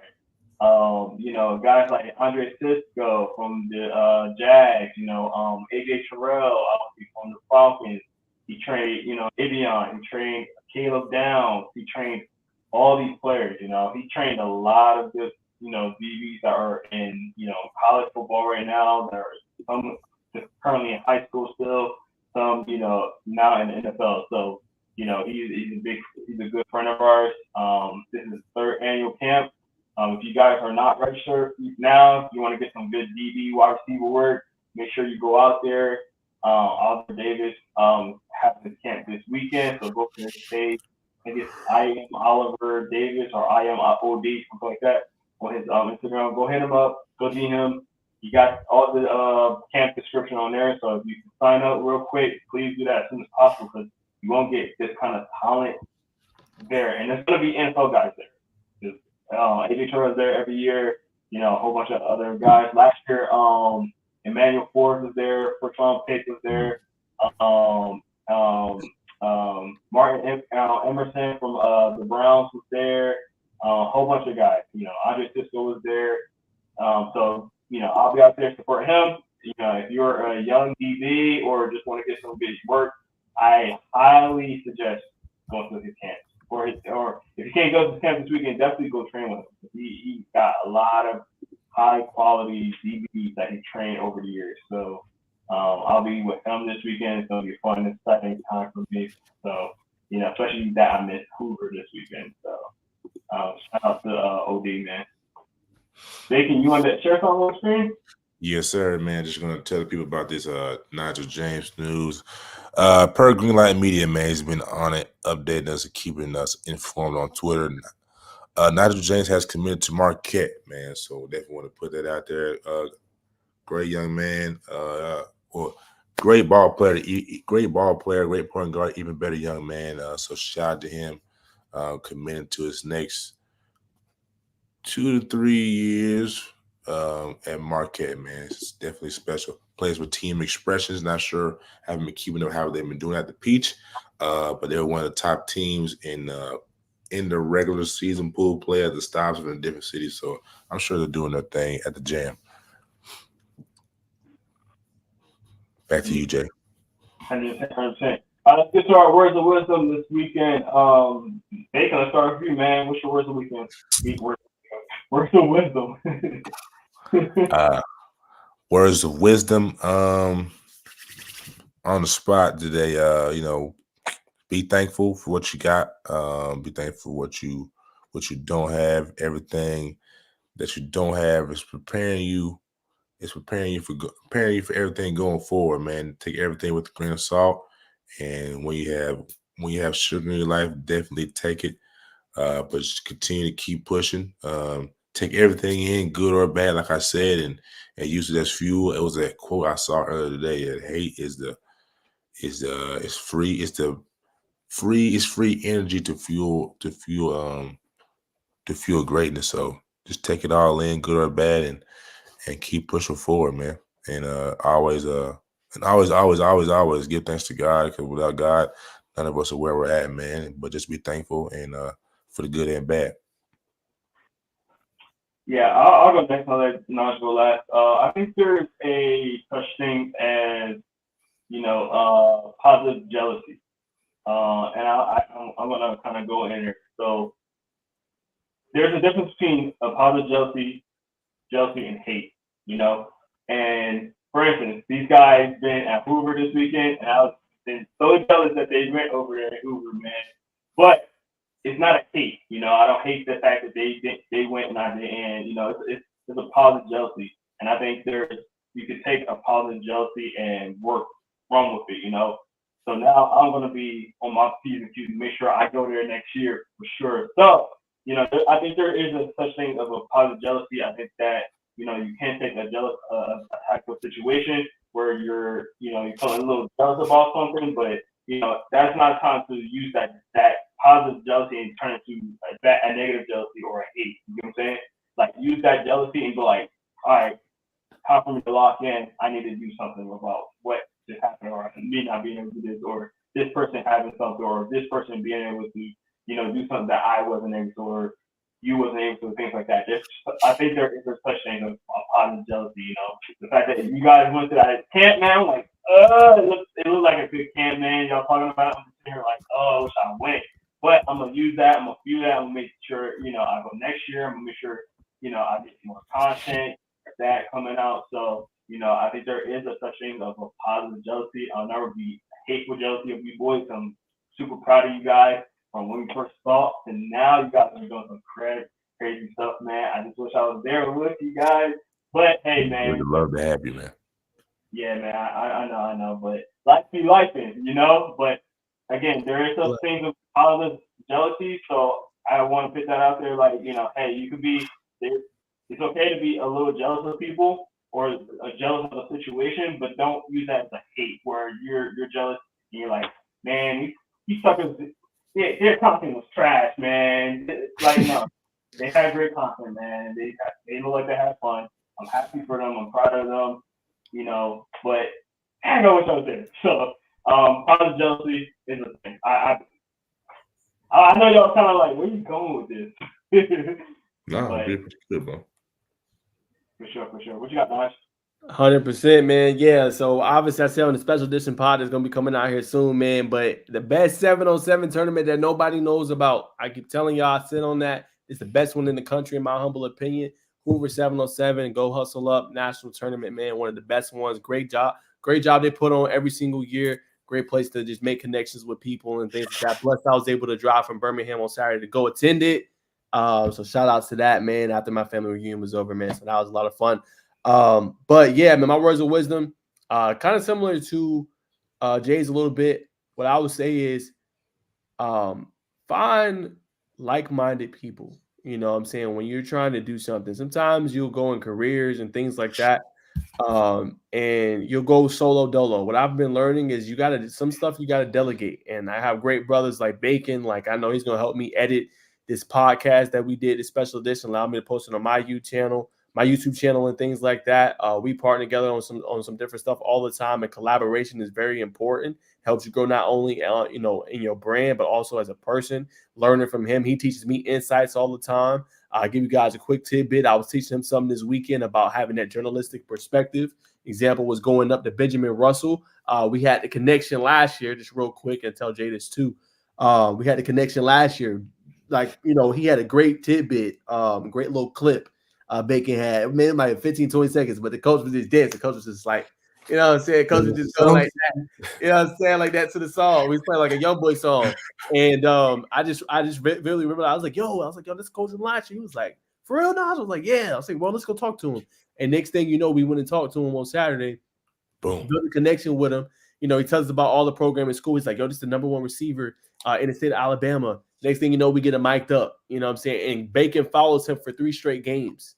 Without talking to that coach, we don't know if that'll be able to happen. So I'll say, when you find like-minded people, you can build off them, learn from them. So that's why I say that as well. And also in closing, you are a reflection of the 5 people you hang out with the most. So remember that, I'm saying, hang out with people, not just, and this is why I consider Bacon such a great, person I hang around, what I'm saying? And I really consider him a philosopher, but it's not, bro, you're laughing. I'm serious, man. The man like to read, like he just think different. But it's important to find groups that ain't just about going out all the time and having fun. It's important to find fellas like this. Jerome, always on his business, building his brand. Naj, get an LLC. Naj, do this. Think about this. You need to tune up your pictures a little bit better. Hey, Bacon, Naj, you need to think about this, man. Maybe add this a little bit more detail to this video. Maybe try to get this in. Hey, Naj, try for the first time, do a mic'd up. You know what I'm saying? Just getting different things out of your comfort zone. Guys, it's going to think, okay, how can I grow myself, right? How can I grow investing? How can I, grow as a person? Like, these are the people you got to be around. If you're around them same people that, doing the same thing in life, not trying to grow, not trying to get better, that's what you're going to be as well. But I get to talk to Bacon about investing, growing my money, growing wealth, you know what I'm saying? Building things. Like, that's the kind of people you want to be around. So I just say, be careful who you choose to be in your inner circle. Find like-minded people that's trying to get on the same thing you is. And sometimes you got to leave people behind. I understand. And I want to give a shout out to my boys, man. I was in the house all weekend. They called me on a trip. You know what I mean? They could have been like, I gotta go edit early. They took some time out their trip, called me, check on me, man. So I appreciate Don't get sentimental on this, brother. Appreciate that, man. Appreciate that. So thank you guys for doing that, man. And as always, get them boys to 10K on Twitter, bro, or X, whatever you want to call it. Help them boys out. Get them to 10,000. My boy Nas, first time on Twitter live. And hold on, we are at 215. First of all, that's a record. This man single-handedly has 124 viewers. I told you to get your butt on X when you finally did it. So I appreciate you, bro. Look at you. 124 his first time. Like, right now, I have 57 and Bacon has 33. You're killing us combined right now. So the numbers are up, man. So get this man to 10,000. If you're watching on my page or even Bacon, if you watch it from one of ours, help, Naj and then vice versa. Me and Naj's people help Bacon, and let's make this a unity. Help everybody get to 10,000 on X for sure. And Instagram and Twitter. You can find all that right below is all our Twitter and Instagram accounts. Go ahead, Naj. Last thing, and I'm throwing not Bacon, Jerome, so we can finish this out, man. First off, man, I want to say this to the fans, man. Man, I love y'all, man. I appreciate y'all. Y'all been tapped into the content, man. I be dropping videos on the YouTube, talking about Travis Smith Jr., filmed a quick little clip, less than 2 minutes, man. That's up 400. I talked about Georgia getting that offensive lineman Jackson.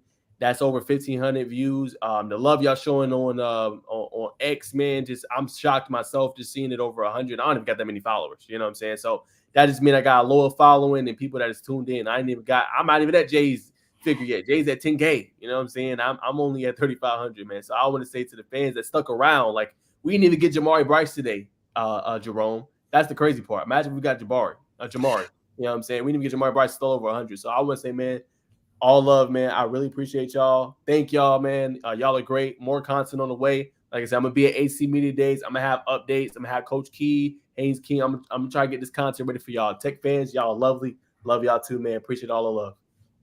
Hey. Sting them. Love it to the fans. Love it to the fans. Love it. Have you heard something?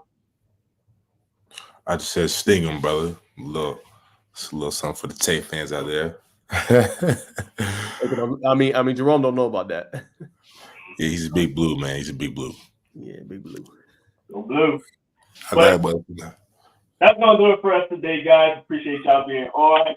As always, thank you for Phenom for powering this podcast. Once again, go to Phenom. What's that? I was trying to point to our ads while you were there. We go. Do you think, bro? Okay. Anyway. Thanks, for powering his podcast, man. As always, go to their website, Phenom Elite Brand. Get your 10% off. As you see it right up there, ICH Football, get 10% off. Save you some cash. Look fresh. Look dope. Different colored gloves. Man, go to Phenom on their Instagram too. They be teasing some new products. They teased this nice one today. I think it's called I don't want to butcher it. But go to their thing. They got some new glove concepts. Go to it. They look sick. I want to go back and play football, man, so I can wear some Phenom gear, man. But definitely, thank them for allowing us to do this and have 10% off on all products and saving you guys some money and also help supporting us. So again, thank you guys for that. But this is the First and Foremost podcast. We're not only give you the spill. You can get rid of. Yeah. That's what I'm talking about. About time. Finally got it right. Yeah. Yes, bro. Yes. About time. About time. Y'all didn't even like say anything. I was just waiting for me to say. I was waiting for y'all. Yeah, it's captivated, my friend. That's funny. Well, thank you guys. It's so good we ain't need to say nothing. That's crazy. Well, thank you guys so much for getting on with us today. Hopefully, next time we get on, we have our guest come on. So we apologize for that. Next Tuesday.